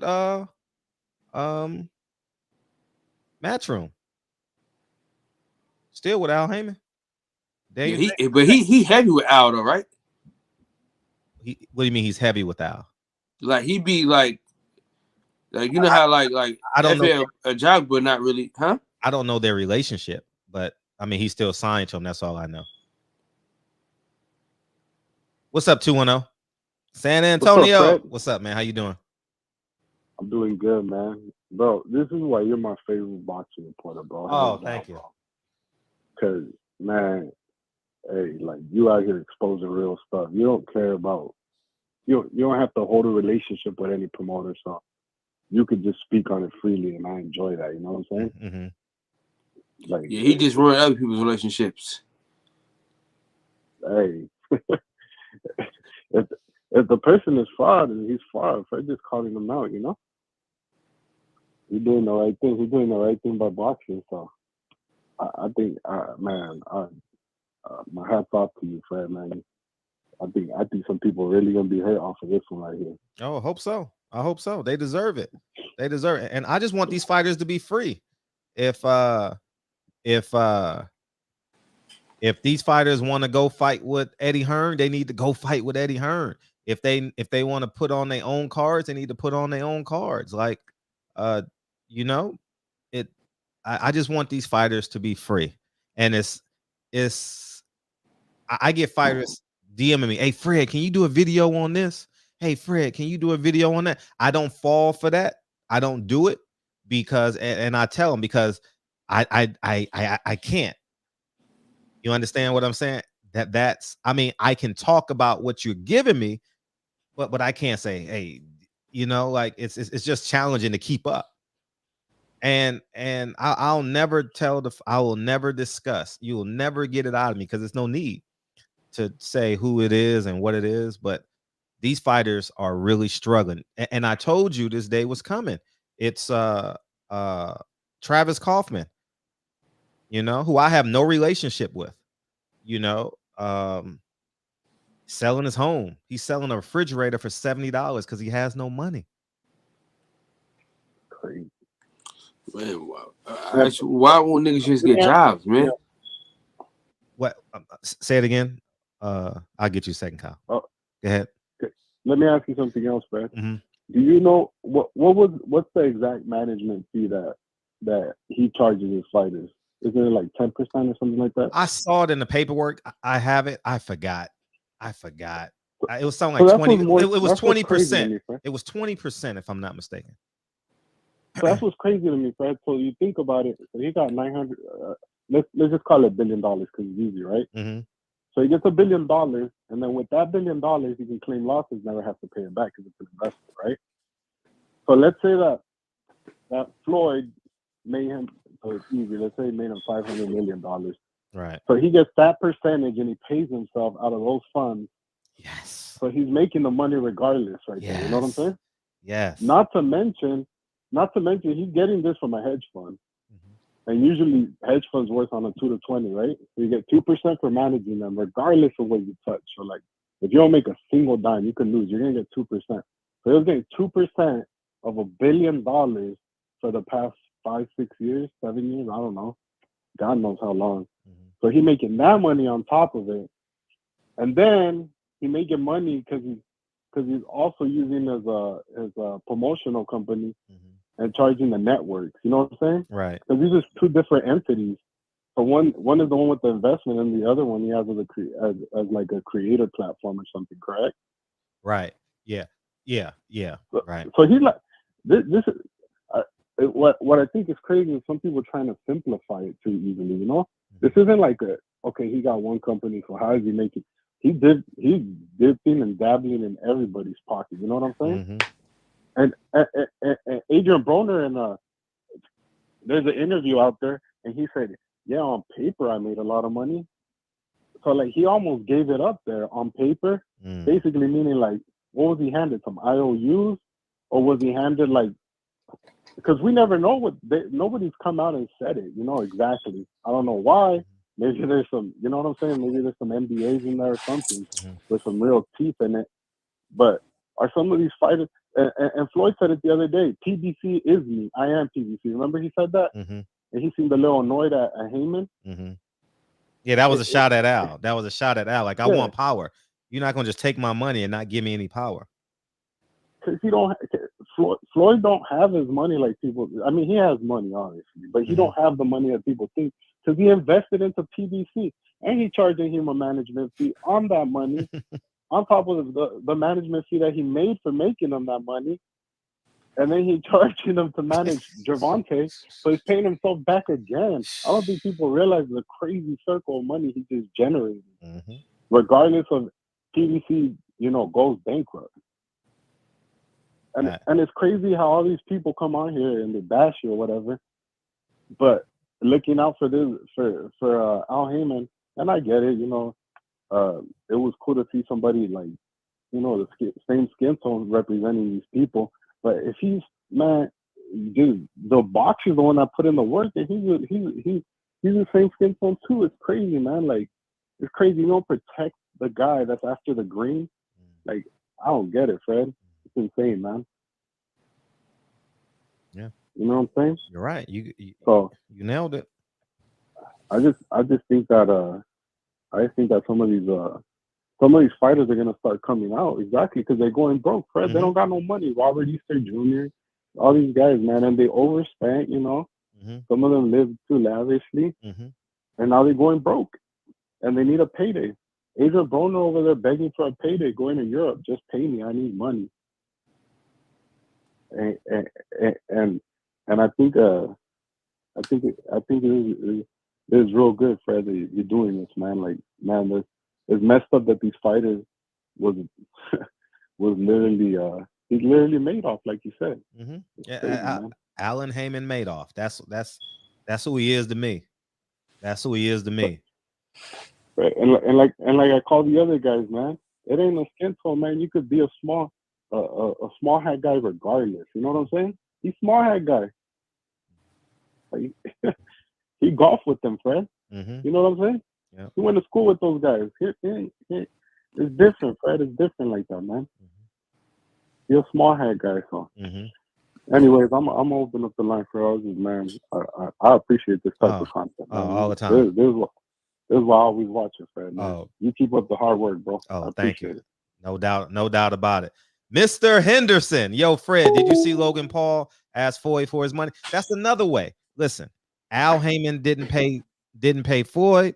Floyd couldn't pay Logan Paul. He couldn't funnel the money through TMT. Remember, Showtime pays Al Haymon. Al Haymon pays Floyd Mayweather. Floyd Mayweather, TMT, pays Logan Paul. Simple math. You know what I mean? We got Urban Flavors in the building. What's up, man? Hello? Hello. Let me kick him out so he can beam back in. Oh, yeah. Tell Kyle to go to sleep. I know. Go to bed. And he was like, hey, no, we shouldn't move the show up earlier. You've been asleep every day this week. Anyways, man. Hey, not Sunday and Monday, though. Well, because it's refresh. Yeah, you hit the refresh button. So, but we appreciate you anyway. But anyways, the fighters are happy that I'm talking about this. The fighters are very, very happy. And it's criminal, man. It's criminal. And y'all call in and beam in. You know, I worked on my off. I can't hear you. Oh, you froze. Let me kick him out. Here, y'all can beam in. Y'all definitely can beam in. But if you have 71% of your population working 1 day a year, put that into your mainframe. This is boxing. What fighter can live off of one fight a year? You take off the top, you take off the bottom, and you average it out. So you take off Floyd Mayweather and you take off that fighter that's only making $5,000, right? Or you take off Deontay Wilder, you take off the lowest fighter, and you do the averages, and that's it. So you can say, well, this fighter did that. So you just take off Floyd Mayweather, take off Deontay Wilder, and let there's your averages. You know what I'm saying? I don't know what just happened. What's up, Mr. Henderson? Yo, Fred, I got a question. What's up, Kyle? Hey, oh yeah, I gotta tell you before you start. I tried to listen to that Nas album. I almost fell asleep in my car and crashed. What? The first two? Are you serious? Bro, that shit was hard to listen to, man. Wow. You got to be in a type of mood. You got to be like in a Nas mood to really listen to it, bro. I could not listen to that and drive at the same time. What was your question, Ms. Henderson? Fred, so at the end of with everything that you're doing right now with the trailblazing, basically trying to give boxers awareness, giving the consumer, the boxing consumer, more awareness, what would have to happen for you to feel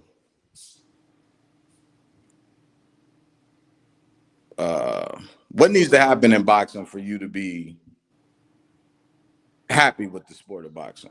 It has nothing to do. It's boxing is bigger than this one episode. It's always going to be human error. So that's something that can never be solved. It's always going to be something wrong to discuss. There's always going to be something right to discuss.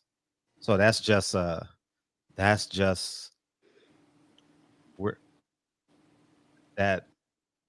I don't think that question has any credence. Like, what's the solution to poverty? What's the solution to graffiti? It's capitalism. It's no solution. Someone has to be rich. Someone has to be poor. Yeah, but there's another lane though. I feel like this boxing model that everybody's under is like the equivalent of like the old record industry, like how the old record industry used to treat their artists, fucking them out of their publishing, you know what I'm saying, their royalties and all that shit. And then people found independence and saw that the independence works. So then they developed the 360s and all that. My point is, on some real shit, I might start some shit, but my point is, you got this kid Logan Paul out here, right? You got the Devin Haney kid, WBC disrespecting the shit out of him. All right, you got this white boy over here begging for some respect. Go over there and get the bag and get the clout right along with it. Fuck the WBC. Like, because at the end of the day, I don't know what they're... Man, fuck that. You know what I'm saying? If it's about the hustle, somebody like Devin Haney, Tank Davis, Deontay Wilder, somebody with an established name that doesn't need to be signed to Al Haymon or some shit, go the independent route. Put your own cards on and do what the Paul brothers are doing. Why not? Right. I'm with you. I agree. Like, if the solution is green and you want to get as much as you can, you got to flex your power. Simple. Flex your power. Logan Paul, Jake Paul is flexing his power. Flex your power. And they do everything they can to shit on his pay-per-view numbers, right? I don't know what they are, but ain't nobody complaining about not being paid over there with him, though. So far, but you're right. No one's complained. Fred, what the hell is Al gonna do with 170 something fighters? Like even if you take COVID away, if COVID is This not year a wasn't a thing, COVID year. This year wasn't, man. Come on, 2021 was not a COVID year, man. you're right. After Earl Spence and Tank Davis, it was popping. So we ain't gonna sit here and play with that, man. This was an open year. We were excited at the beginning of the year. I thought Al did a good job with the 122-pound division on Showtime and the unification with Jamel and all that. Yeah, so we ain't gonna sit here and play with that, man. We're not making excuses. We're dealing with the facts. The facts are you cannot keep these fighters happy because you're not investing back into the sport. Al Haymon didn't put on a Tuesday night fight card on Bounce TV. He didn't give Floyd Mayweather Floyd Mayweather didn't invest in, because you're talking to Floyd, you're talking to Al, you're talking to Al, you're talking to Floyd. They didn't do a Thursday night fight card in Las Vegas at Sam's Town. They didn't. So these fighters don't have dates. Don't have dates. So I don't know what the solution is. These fighters got to get on their P's and Q's. If you still want to be a part of the system, you negotiate with the people that are left. It's real simple. You got Bob Arum, you got Eddie Hearn, and you got Golden Boy. That's what it is. And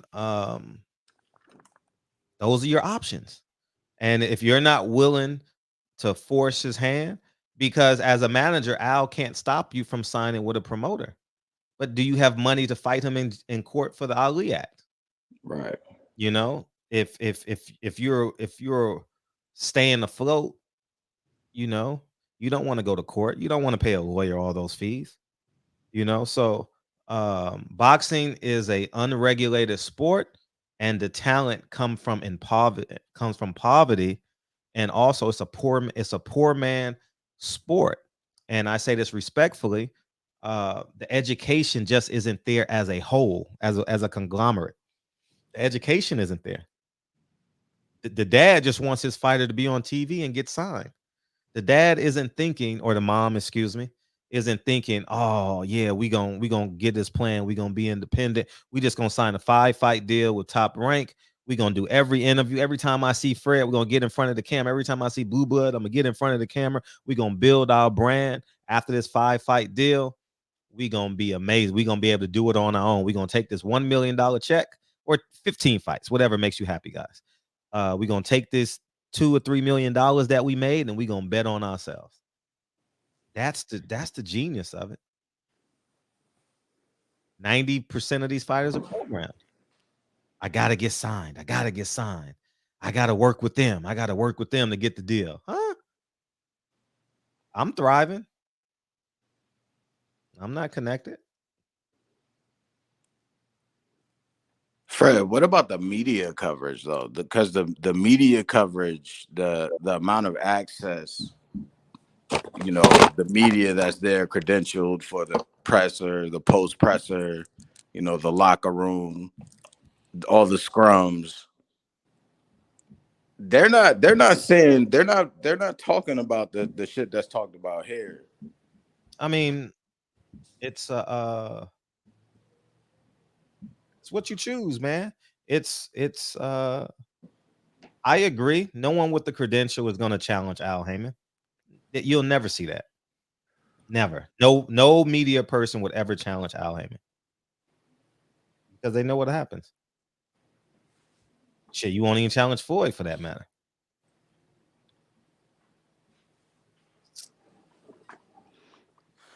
That's just facts. I believe I've challenged every promoter there is. All the big names on camera. The big ones, thank you. On camera. Yeah. On camera. So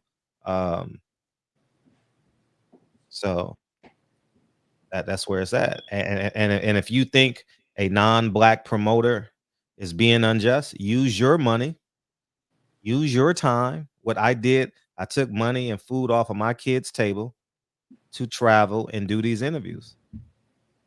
I couldn't get Oscar De La Hoya in LA. They protected him from me in LA. There's no way I could have got to him in LA. So you know what I did? I flew to Baltimore.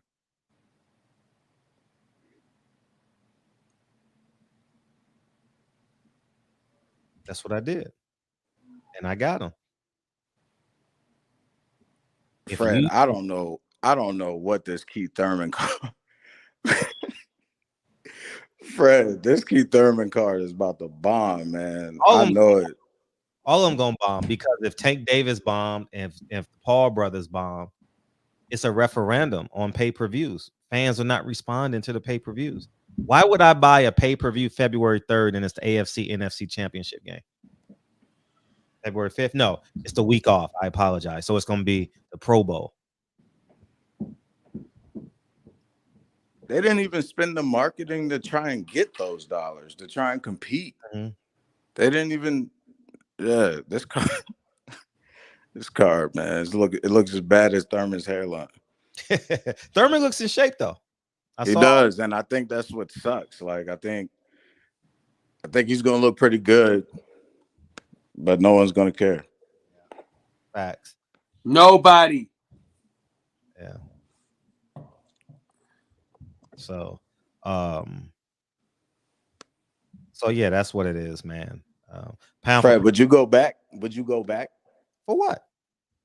To stir the pot. I can do that without a credential. Man, we got the hottest show on YouTube, man. You talking about going back to get some credentials? Nah, I don't need a credential. Fuck the credential. I'm saying just to stir the pot. Oh yeah, maybe I will in due time. I'm in movie director mode, like in my free time. Mm-hmm. Like we making movies around here, man. Yeah, Kyle is as well. Yeah, Kyle making movies. You know what I'm saying? Listen, man. We don't got time to be chasing these niggas down when we making movies, man. You know what I'm saying? Yeah. When you making movies like me and Fred, man, you ain't got to chase these niggas down, man. Yeah, talk your shit, Kyle. We movie makers, man. Talk your shit. Yeah, I can't wait to see your shit. I'm familiar with the bad. Hey, ask Best Pugilist how the documentary was. Ask who? Best Pugilist. He in the chat. He got I gave him an early release. Yeah, how much did that cost? $10 for an early release. $10 was the early release? Yeah. All right, I got you. I got your Instagram. Yeah, so you know about the I'ma Batman, slide, man. though. You know how it is out there. You fucked up with all that Wale music yesterday, bro. I don't know what you was on. And I know you didn't listen to that Nas album either, because all you did was repeat the stigma. First of all, that album is produced by Hit Boy. You're not gonna struggle to listen to that shit. Bro, you didn't hear it. I promise, bro. I promise you. And I only listened to it because of you.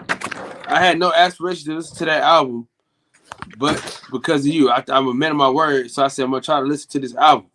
So, like, the only time I get to listen to music is when I'm in my car going on my way to work. So I put it in because we went on a live show that morning. So I had so I was listening to it, and I was like, man, I can't do it. All right, y'all. I'm out. Appreciate you, dog. Pound for Pound says buy pay-per-views equals money for fighters, more fights, more fight dates. Simple. No, that's called being an unaware consumer. Buy pay-per-views, more money for fighters. No, that's not the case. If Al Haymon had $1 billion, he obviously is not investing all the money in boxing. You need to hold these guys in suits accountable. All four of them. What's the man's name? Arum, Hearn, De La Hoya, and Haymon. Those are the four horsemen. Hold them accountable. You buying pay-per-views don't mean more fight dates, dog. Cut it. It don't. That's not the solution. The solution is you give us a great product, the sport does well.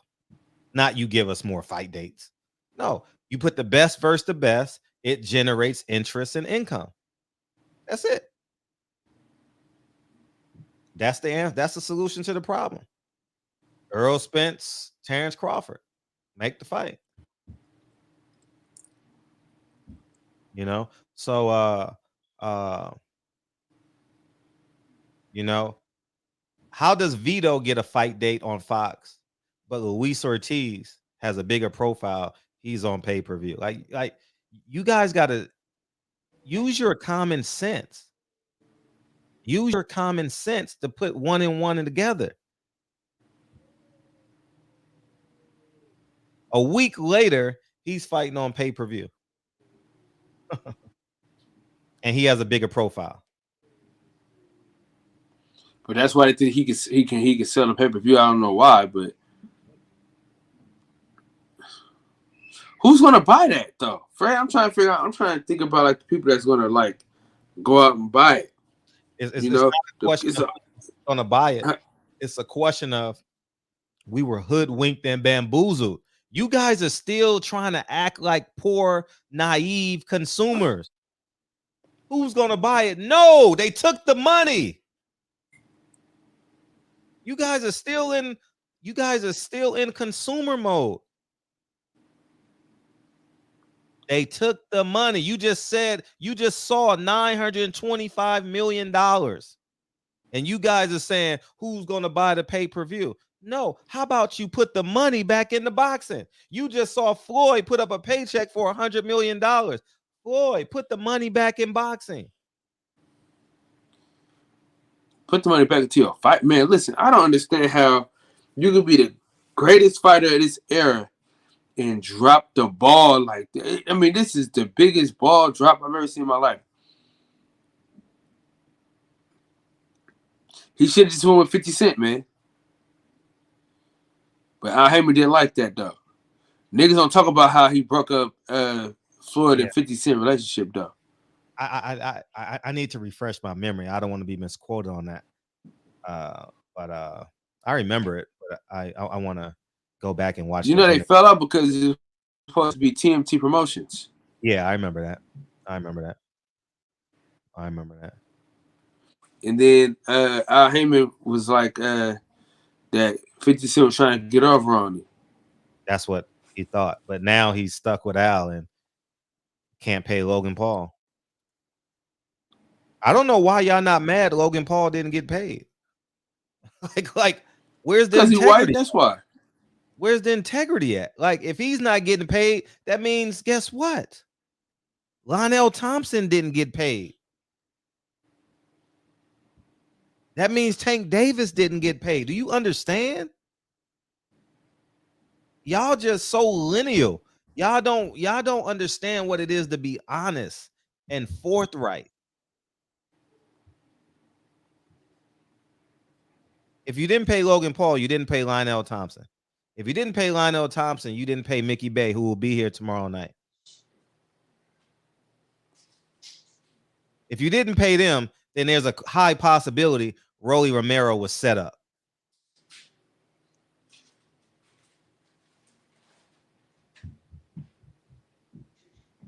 Right?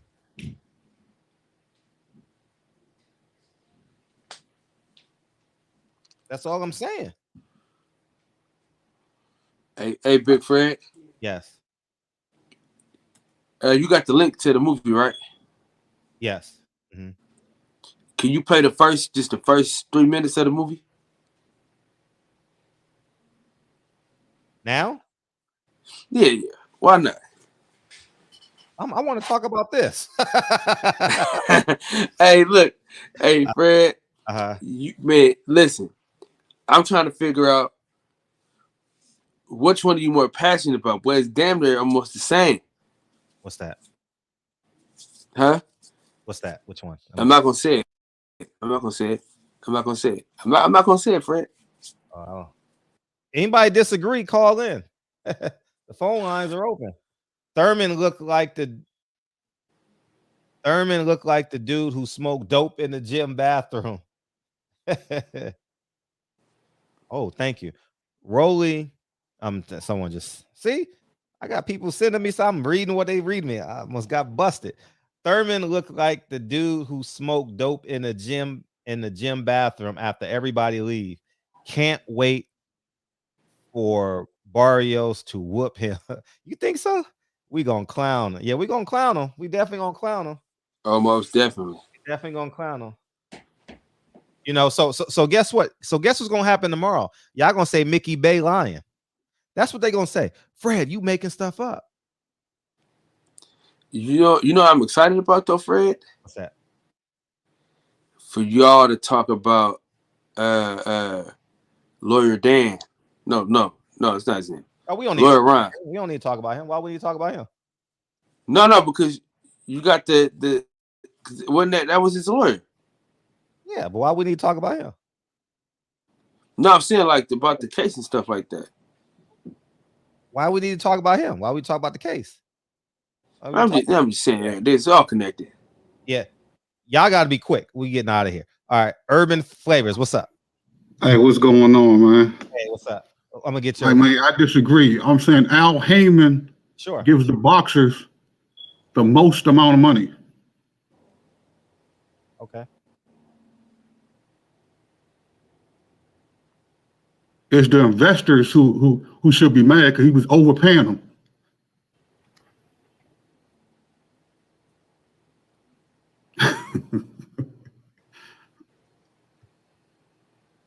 So if you're Al Haymon fighter, I mean, why would you be mad?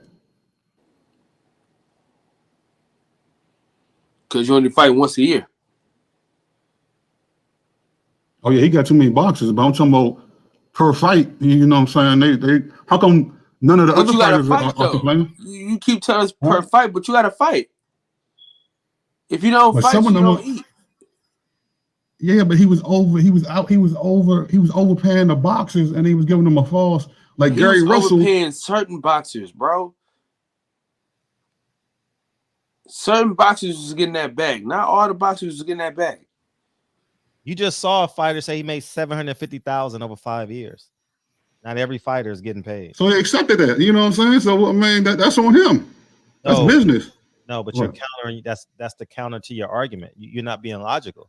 If you saying Al Haymon paid all the fighters, he paid all the fighters, they getting overpaid, and you have an Al Haymon fighter that said I made $750,000 in 5 years, and he's not getting overpaid, then.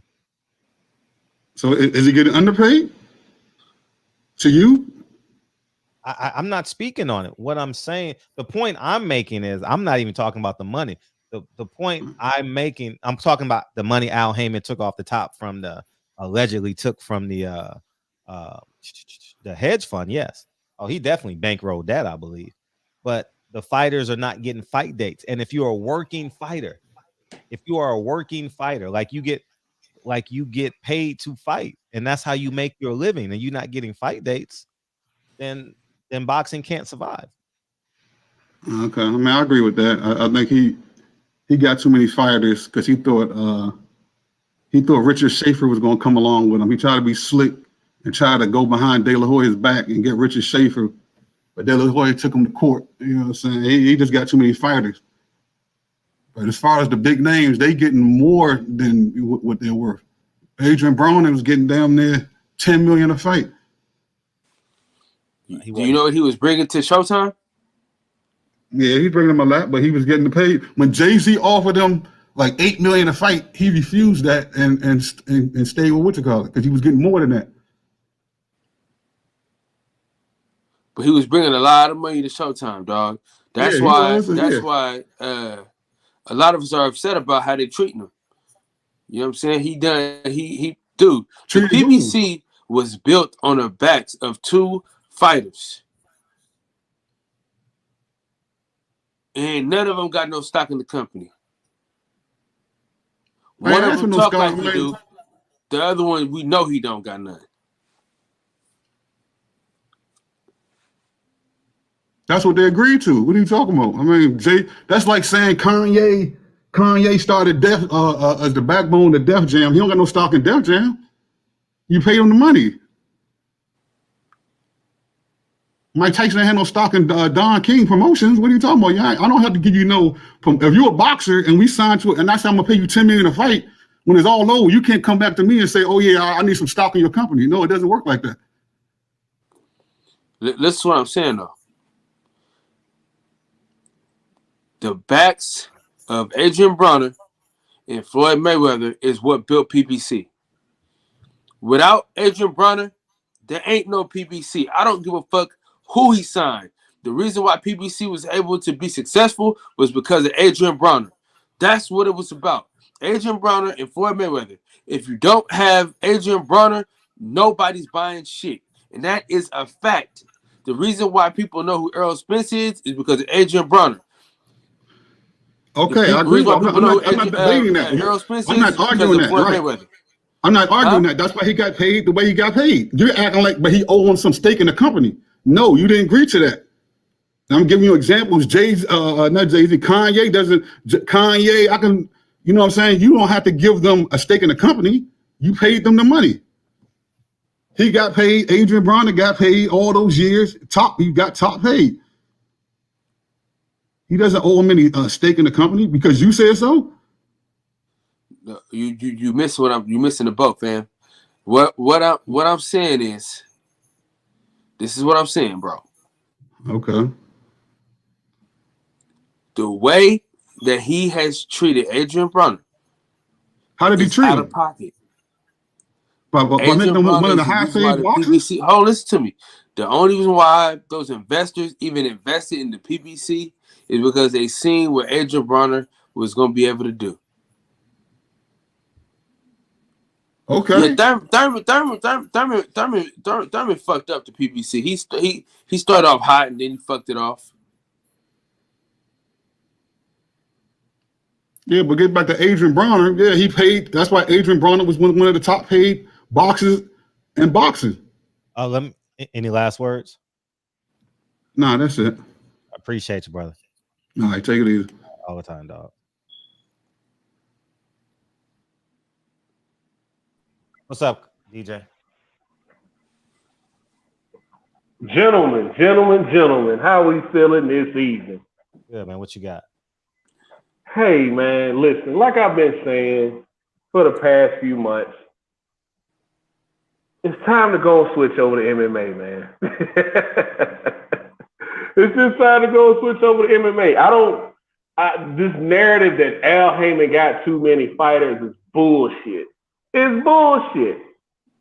Whoever's over there in that front office don't know what the fuck they doing. I watched Uncle Fester during a pandemic with 600 fighters find a way to keep his fighters fighting. No live gates, only depending on pay-per-view and merch. I watched Uncle Fester do it. So you trying to tell me, how many events did PBC put on last year?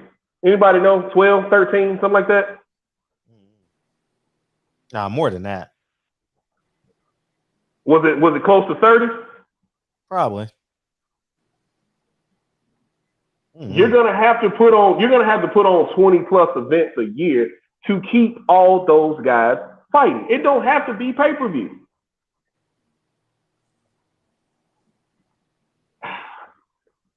I don't have all the answers, man, but because I watched them do it on Fox. I watched the UFC do it when they were on Fox. They were giving us 30 events a year. Pay-per-view, and regular fights. I'm trying to figure out why boxing can't figure it out. Man, we had it for a while when it was on NBC. On NBC, so nigga, we had hella fights, man. All of a sudden, it just went south. Because the price went up, right?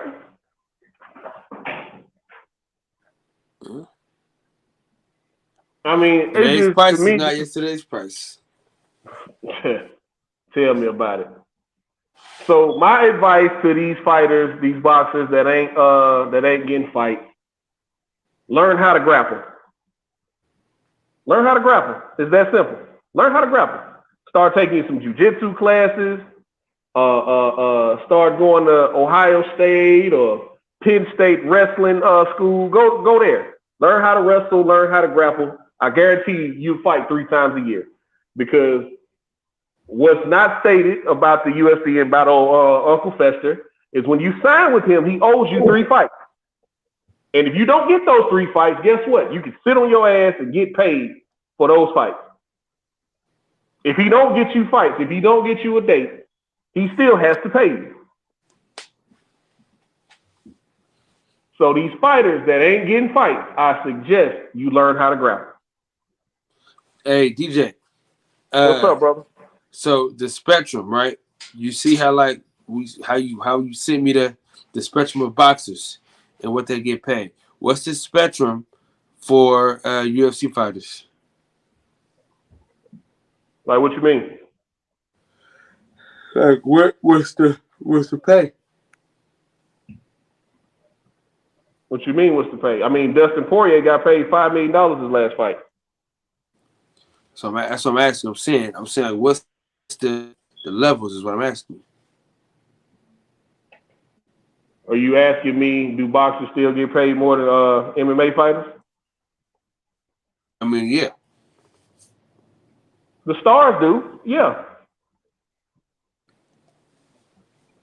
The Canelos and Deontay Wilders and Errol Spencers, yeah, they get paid more. But Terrence Crawford and Dustin Poirier made the same amount of money. And Dustin Poirier ain't even a champion. Never been a champion. Israel Adesanya made $5 million between 2021 and his last 4 fights. He made $5 million.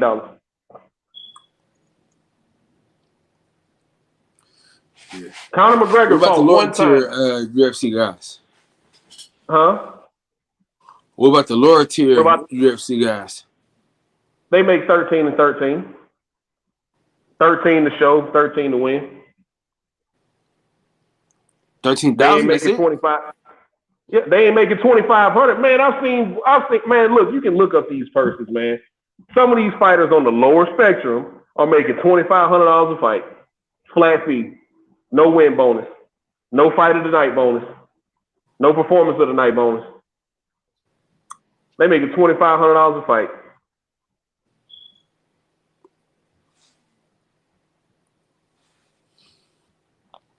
It's crazy, man. The Contender Series guys get paid more than that. The guys who ain't even officially signed with the UFC, they get paid more than that. So that's just my advice, man. Learn how to grapple. Learn how to grapple. That's it. How the hell I'm bugging? How the hell am I bugging? I ain't even said shit. They probably talking to me. No, they said, Kyle, you bugging. Oh, okay. Yeah, man. Damn, it's been a dark show tonight, man. Yeah, Fred, you know, he get on these tears, man, about Al Haymon or the Nation of Islam, boy, it get like that. Because you can't stop him. When Fred get on that train, shit, either you going to get on or get ran over. That's what you going to do. I'm saving lives. Saving lives. She needs such a promotional company. Shit, fuck it. What's up, Big Dose? What's up with you, Fam Moski? Fam Moski doing great ski. What's up? Hey man, I don't know if you seen it in the chat, man, but I know you doing your thing now, man, and you a man and you made your decision, and I respect your decision, but I got to say, man, I miss your interviews at the fights, bro, because they coming back one day. Man, you brought something special to us, bro. And people don't be realizing like the gems that you gave us. You know what I'm saying? When you got old boy from the WBC to admit that Lomachenko asked for that belt, man, that's a legendary moment. Yeah, I got a few of them. Man, hey, you being modest, bro.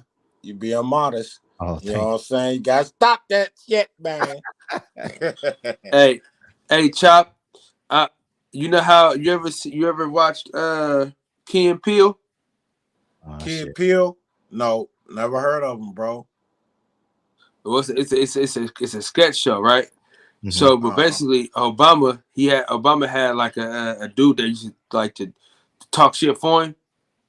So basically, I'm the nigga that's gonna like pump Fred up because he ain't gonna pump himself up. So I gotta be the hype man. You know what I'm saying? So I gotta talk that shit for him. You know what I mean? Right. Yeah, that's cool. That's all good. But I know Fred can talk a lot of shit himself if he wants to.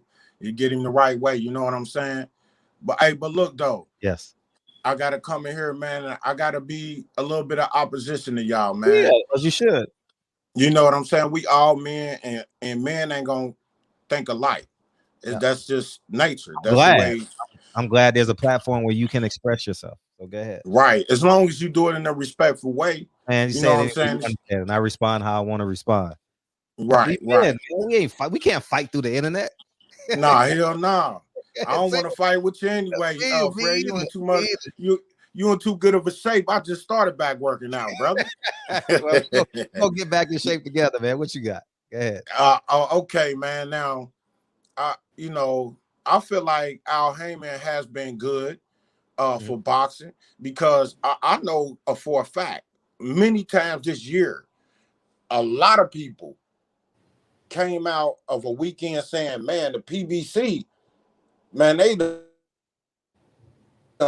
put on for us. Yeah. Like it was multiple times this year that we was all happy with what the PBC was giving us. And we was saying they was smashing everybody. Sure. I was, and a lot of people was. I mean, on major platforms and everything. You know what I'm saying? Now, what he paid these guys, I don't know for sure. And what you read us earlier, the article, that was interesting, I would say. You know what I'm saying? I want to see these black fighters and Latino fighters and even white fighters make their money.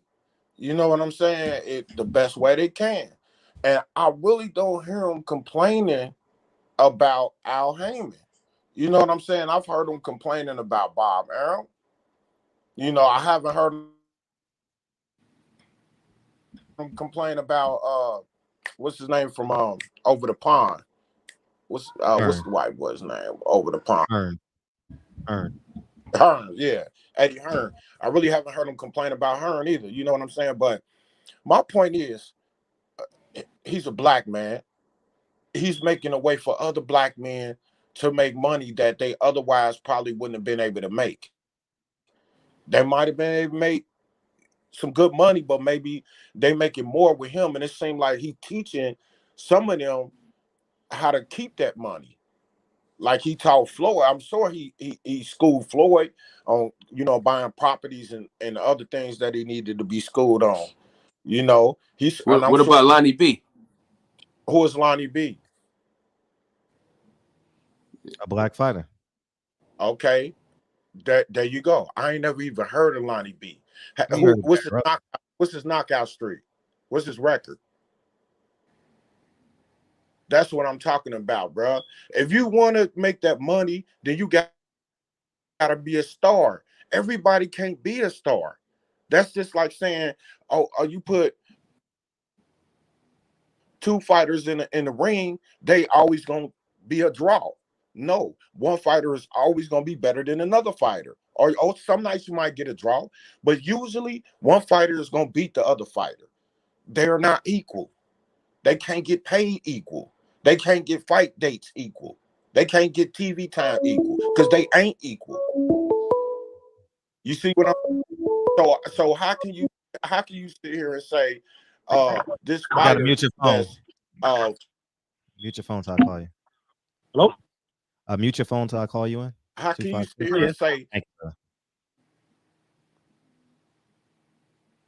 Okay, how can you sit here and say this fighter that's 5-0, that was in this list that he just named off, that was 5-0 with 2 knockouts or no knockouts, is supposed to get several fight dates in a year?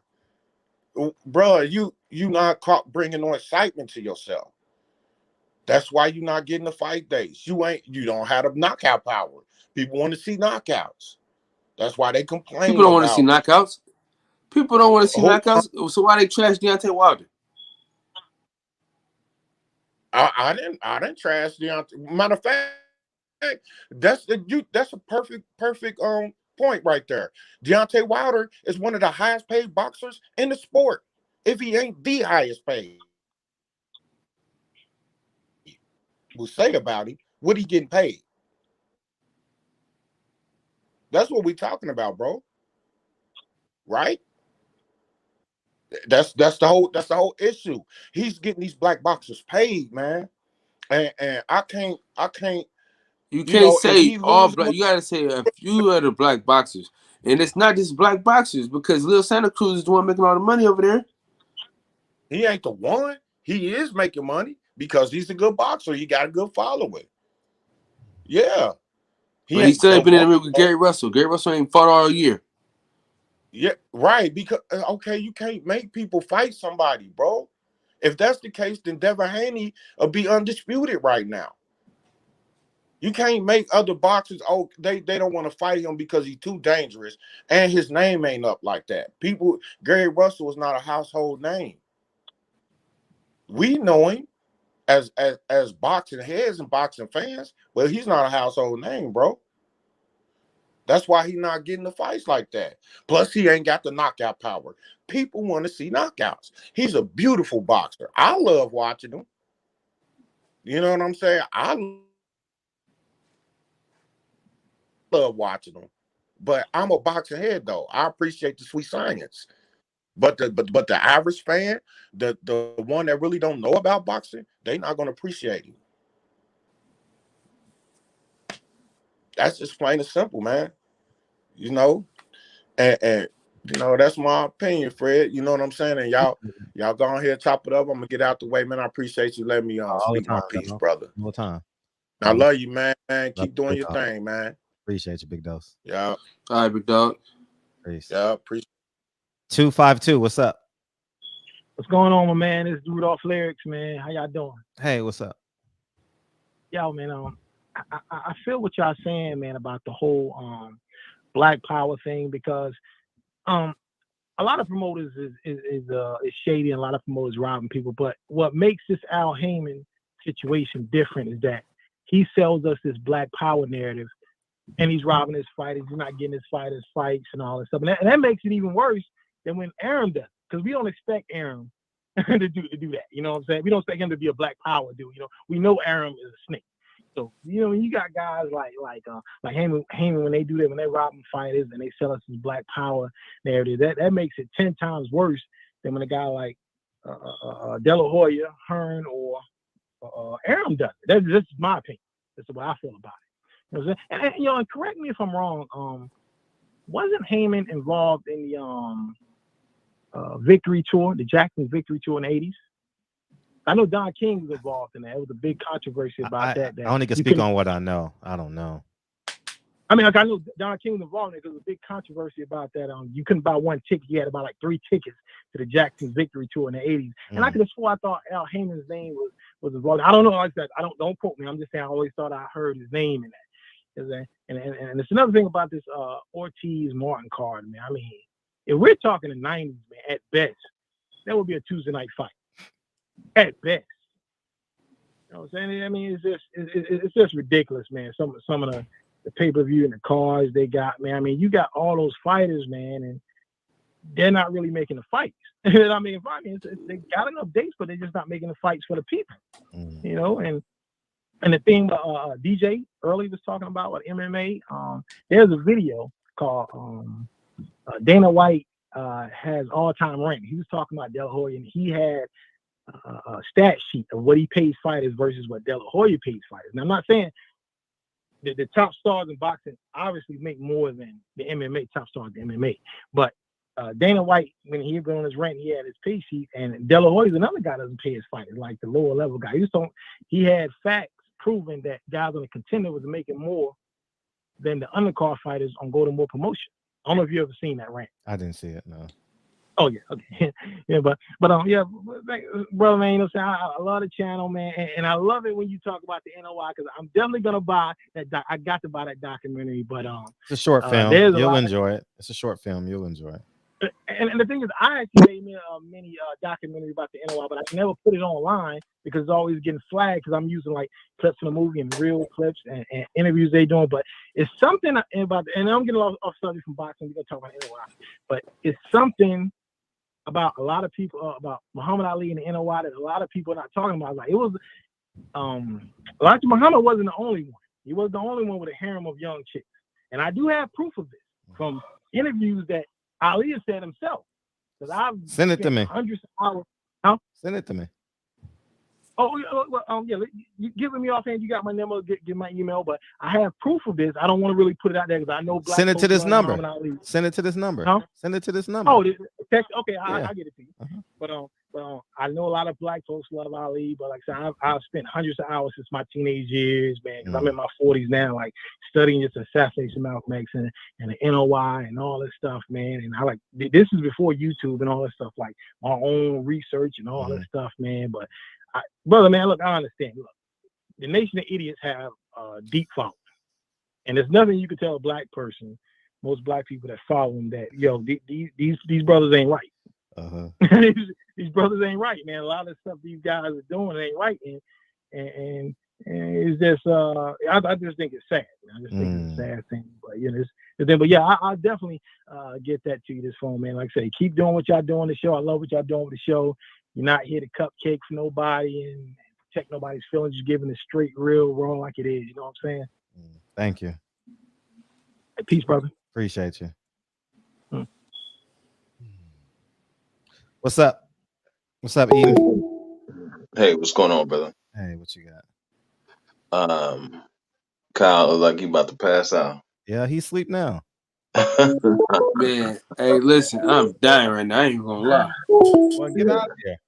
Man, real quick, man. It was a brother in the chat, man. I was hoping that he would beam in or call in because I really wanted to hear his perspective on it. Big Chop, Unbiased Boxing. He was in the chat. He was I was hoping he would call in. I asked him to call in a couple of times. But now I'm trying to get this straight, man. So basically, these cats are just sitting on the roster and not fighting. You know what I'm saying? I mean, you have a certain certain name boxers, of course, that are getting their money, but so these guys are just sitting on the roster getting what, base pay? Is that what I'm understanding? They're not getting a check if they're not fighting.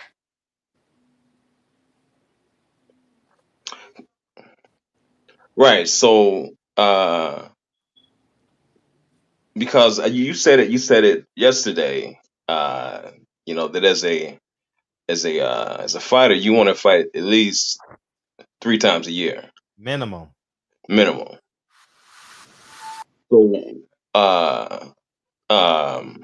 and respect my tech, he said in the chat that a lot of these fighters are wanting $1 million to fight, that they're not accepting a lower amount to fight. Yeah, and that's why you take the averages out. If you think that's a discrepancy, you take the top 2 out, the bottom out, and you average it out. Like, you know what I mean? Like, we're just doing whole numbers. We're not doing individual cases. Right. And see, and I want to piggyback off of what DJ was saying about the UFC. There are a lot more fighters on that roster, but yet you got guys that are fighting 3 or 4 times a year over there. You don't have the infrastructure, I don't think. You know what I mean? I don't think he has the infrastructure to carry it out. Right. Right. I mean, so I don't know how much is that do you place on the Haymon, because even even Mickey Bay didn't really have anything bad to say about Haymon when doing an interview with Trill. Yeah, that's an individual case. Right. Deontay Wilder ain't gonna say anything bad about him. Earl Spence ain't gonna say anything bad about him. Right. It's all individual. It's all individual. Okay. Yeah. Yeah, because I supported Al way before boxing, man. These guys are late to the party when Al was doing concerts in Chicago. You know what I'm saying? That's how long I, been supporting now. But yeah, that's crazy. That they got that many fighters on the roster and guys aren't fighting. Yeah, I mean, there are guys that. So you can say there are guys that want $1 million, and then you can say guys there that want fights, that just want to fight. So you just do the averages. Right. Okay.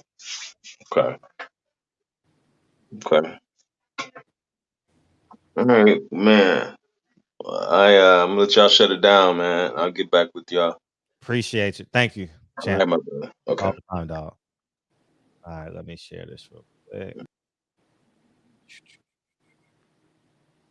All right, we're gonna pay the first 3 minutes. That what you want? First 3 minutes of Kyle premiere. No, I sent you the actual movie, right? This is the movie. Oh, this is the trailer. My bad. Straight war story.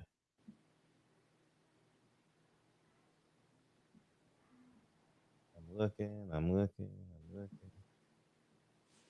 Nope, I don't have it. I thought I had it. I had it, but it's not in my. And niggas in the chat, y'all let me know what y'all think about it when you know what I'm saying we are watching. I do have it. Huh? I do have it. Let me see if this is the one. Yeah, this is it. I have it. Congratulations, dog.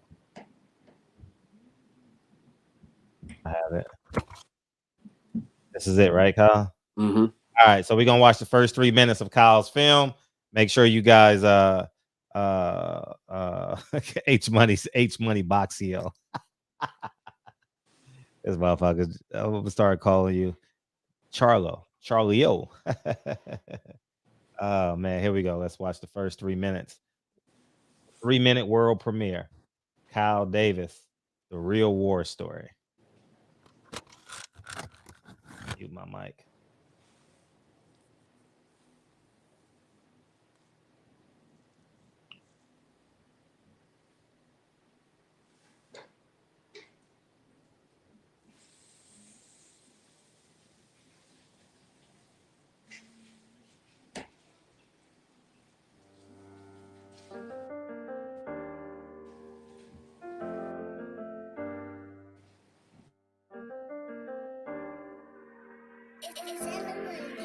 I talk that shit to my hood, how we done lost it all. Had some good and bad times, never thought we would fall. It's like we even up the score, then we missed the ball. Lost many in my hood, and we missed them all. Can't trust nobody, don't know who to call. Know some niggas line you up, put you on the stall. Learn everything about you like a catalog. Some brothers in the system and they standing tall. Some folding up, telling all shit so small. Get out in the streets and they let it brawl. It's a race to my dreams down a long haul. Obstacles in my way, I start to fucking crawl. Gotta get it by any means, it's the casting call. Free the gang that's behind the walls. Say it twice, let you know that I mean it, dog. Come from where I'm from, now you the underdog. Trying to control your life, just like an analog. Life is blurred times, moving like you in the fog. Only the real in the streets gon' feel my pain. What do you see? You see it? Having him young, seeing him growing up. I mean, it was good, man, because I see where they come from. Because I wasn't his trainer at the time. I was around him a lot. You know what I mean? And I see him in a lot of different tournaments and stuff. You know what I mean? What's it like now? You get older and you can't able to have anything for your team. Oh, see, the only thing about that is that he should have been here a long time ago back. But we had no problem with the what's the promoter? He tried to say like he a promoter, but he really wasn't a promoter. He was like a matchmaker. And Josh had no problem with him. And that's what happened. You know what I mean? But I didn't want to go down there and train him. Because he had other guys down there. And he still wanted me to be on the team, but I didn't want to go down. You know, because I had all these other guys up here. You know what I mean? But no, he was still in here, but his pop told him to come back up here. That's why he's up here now. You know what I mean? And see, he should have been right there with Boots. Shit, they turned fuck at the same time. In Utah, we all went down there together. So what would you say? What would you say? Actually, well, you know what people don't understand? He's not only a punch, he can box too. You know what I mean? And he's not a quick too. But most of the time, he like.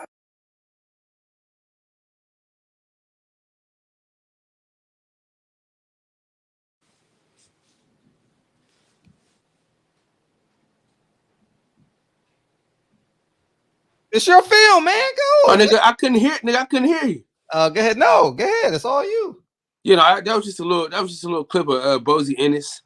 That's the father of Jerron Ennis, as y'all know. But yeah, man, that's just a little clip, man. You know, if that's the beginning of the film, just understand like the magnitude of this film, man. When you kick it off with Bozy Ennis, man, telling you that this man should be where Jerron Ennis is, man, but one bad situation can fuck up a whole career. And that's basically what we're trying to get y'all to understand about this whole Al Haymon shit. This is the very thing that Mickey Bay is talking about. When somebody is in charge, they can fuck up your whole entire career. So he got into it with a matchmaker, and then he was signed with Cameron Duncan. And then so the matchmaker, they wasn't getting along and shit like that. So, you know, that's how it went. And so how can they purchase the film? So right now you can cash at me for a pre-order. You can get it early. You know what I'm saying? And how are they going to cash app you? Oh, cool, Kyle D on the cash app. Can they and then DM me on Instagram? Can they copy and paste it from the website? Can they copy and paste it from the chat? Yeah, but what I'm saying is, Kyle, can they copy and paste it from the chat? Copy and paste what? The chat. The copy and paste it to the chat so they can copy and paste it. Oh shit! All right, man, I'm half asleep, nigga. Copy and paste it. Copy and paste it, and so they can just pre-order it. You're probably gonna get a couple pre-orders right now, and so go to that link Kyle is putting in the chat, and we as good as gold. Hold on.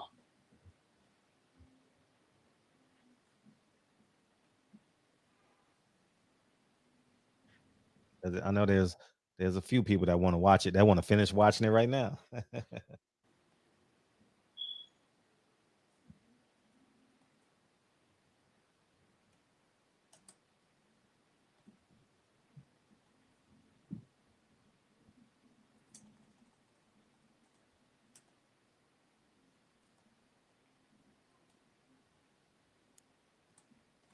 I'll put the link in the chat.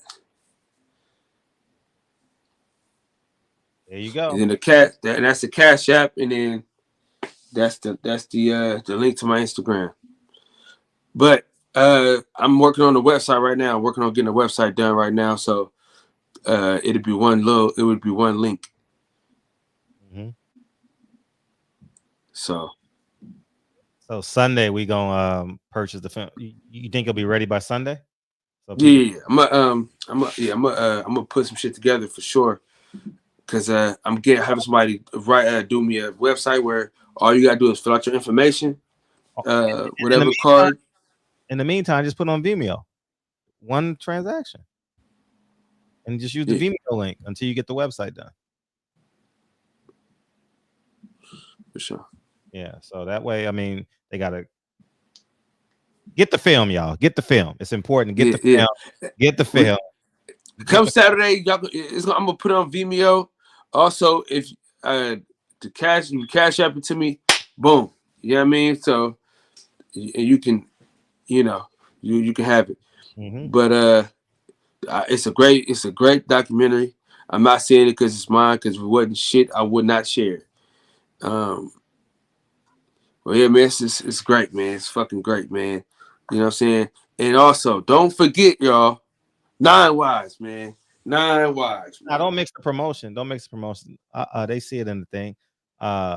Yeah, just go to go to his Instagram, the boxing section TBS as it is on the name, and go support him.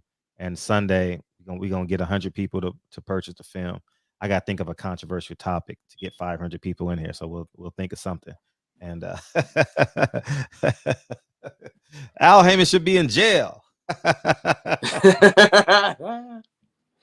I'll think of something controversial to get people in here, but yeah, man, we'll do that on Monday. I mean on Sunday. All right, and then don't forget the 9th or the 8th. We moved the show up to 7:30, so that'll be cool. That's a great start. East Coast people, thank you guys for staying on my head. I totally appreciate you, and that's where we're at, man. And so we're gonna do that. I genuinely appreciate you guys coming in here, and opposing views is always welcome here. I don't oppose it, and yeah, speak your piece. It's important. It's important. It because you're speaking for people in the chat who can't call in. You know what I mean? And yes. Hey Fred. Yes. And I got the rights to James Page, former world champion. That's one of the documentaries I'm working on too in the summer. Good. That's gonna be fucking crazy. That one is gonna be fucking crazy. What's his story? So you know he was a world champion. He was signed with Don King. Some shit happened. He ended up doing some fair time, and ended up messing up his career. He was in and out of shit. You know what I mean? Okay. Yeah. And, looking forward. Huh? That's dope. Yeah.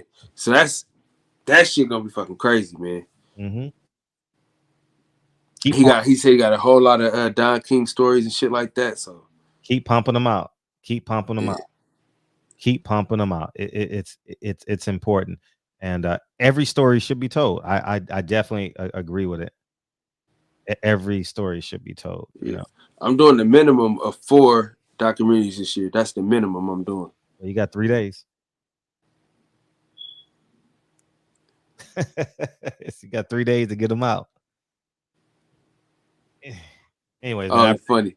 Hey, this is the only week where you can say next month, next week, or next year. You have the option. This is the only week in the year. Yeah. I saw that on a meme. I thought that was cool. Yeah, but it's going down, man, in a major way. It is going down. I appreciate. Thank you guys for coming in here and sticking it out, man. And I know y'all love Al Haymon, but y'all got to call in. Call in and give your facts. Don't let my facts be the only facts to stand on this show. You got time. Call in. I don't screen them. I don't screen the calls. But if you get boring, I'm gonna say last thing.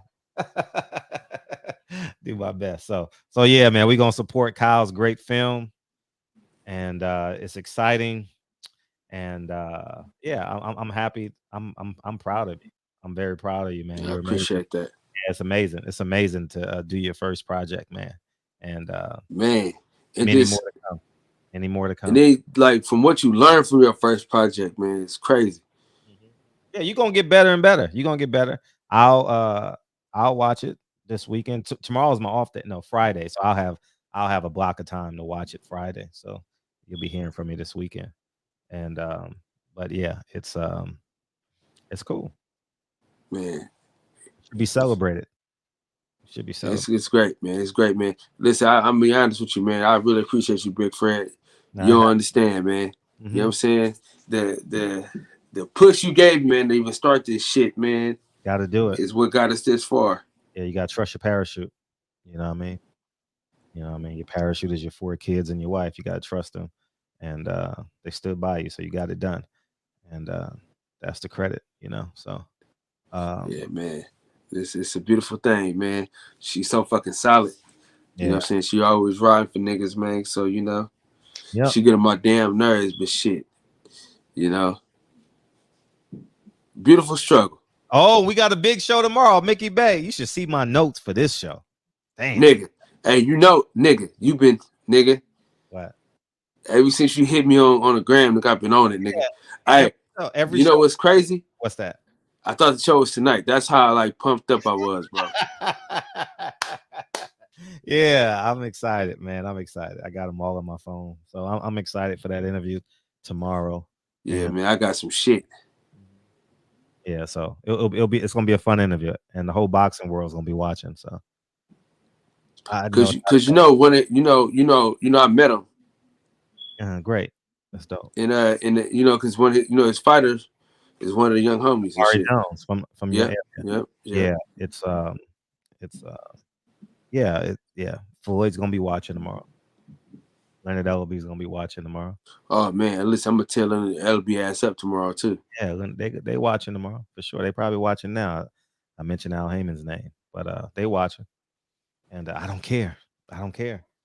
You know what we do care about though, Fred? What's that? The song. Play the song, Fred. Shout out to DB, man, the great philosopher, man. Oh, Javon, K. Sims, Brother Code, Champion Heart, School of Skills, man. Welcome back, man. Welcome back, man. Brother Code, Javontes, Mr. Robinson, G. Heezy, Champion High, Mamba, H Money. It looks like a great film, man. It looks like a great film. Let's put that on the screen so people can see that's the last thing they see in the show.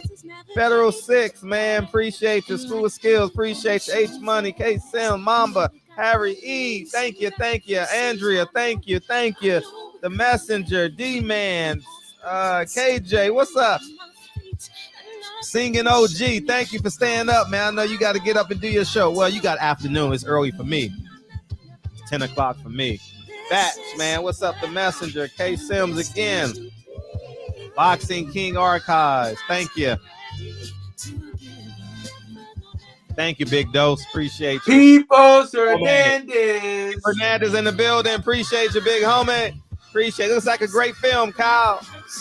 Looks like a great film, Kyle. Looks like a great film, Kyle. Support, support, support.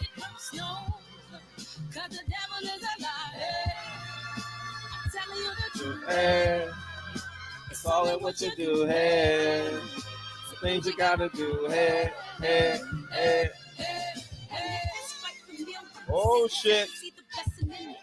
When much expected, much is given. Ooh, this show gonna be hot tomorrow. I'm excited about this shit, Fred.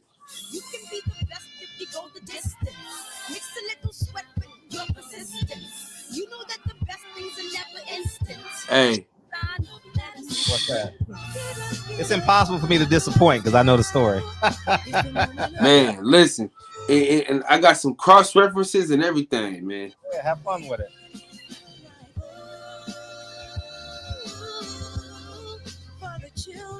It's a given, you gotta give it, be a blessing.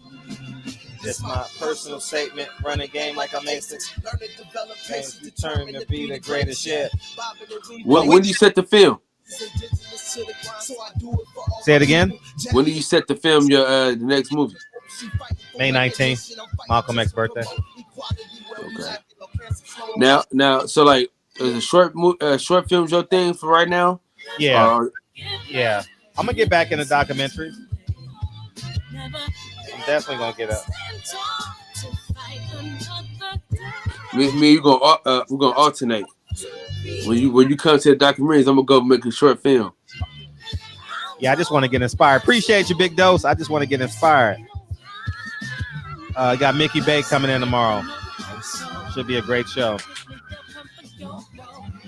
Hey, listen. It's going down, man. It's going down. It can only get better. It can only get better. That part will be true. Dun, dun, dun, dun, dun. Fred about to go eat his pistachios right now. I already drink his orange juice RT. Hey, when I was watching the thing, I went in and got some I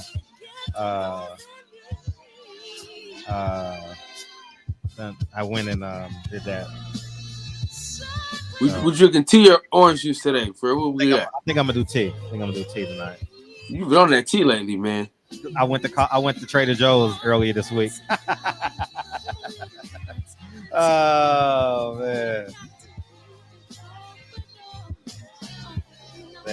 Yeah, man, it's definitely going down, Fred. I'm excited. I'm set to film January and February, and then I think March, skip April and May, pick up in June and July, and then August take off because my kid's birthday. September take off for mine and my kid's birthday. Yeah. So yeah, it's going down. But I may not film in June because it's my anniversary and I think we're about to renew our vows and shit. So we might have like a little ceremony and shit like that. So, but for sure we getting 4 out. We pushing 4 out. Love y'all, man. We out of here. Appreciate you, Kyle. We going over to the boxing section. No, we not. No show tonight? No. Eyelids for sure. All right, peace. We gone, man. Holla. See y'all tomorrow, man. Love y'all, man. Thank you guys for coming in tonight. And if you disagree with me, call me. Call me. Go on, man. Love y'all.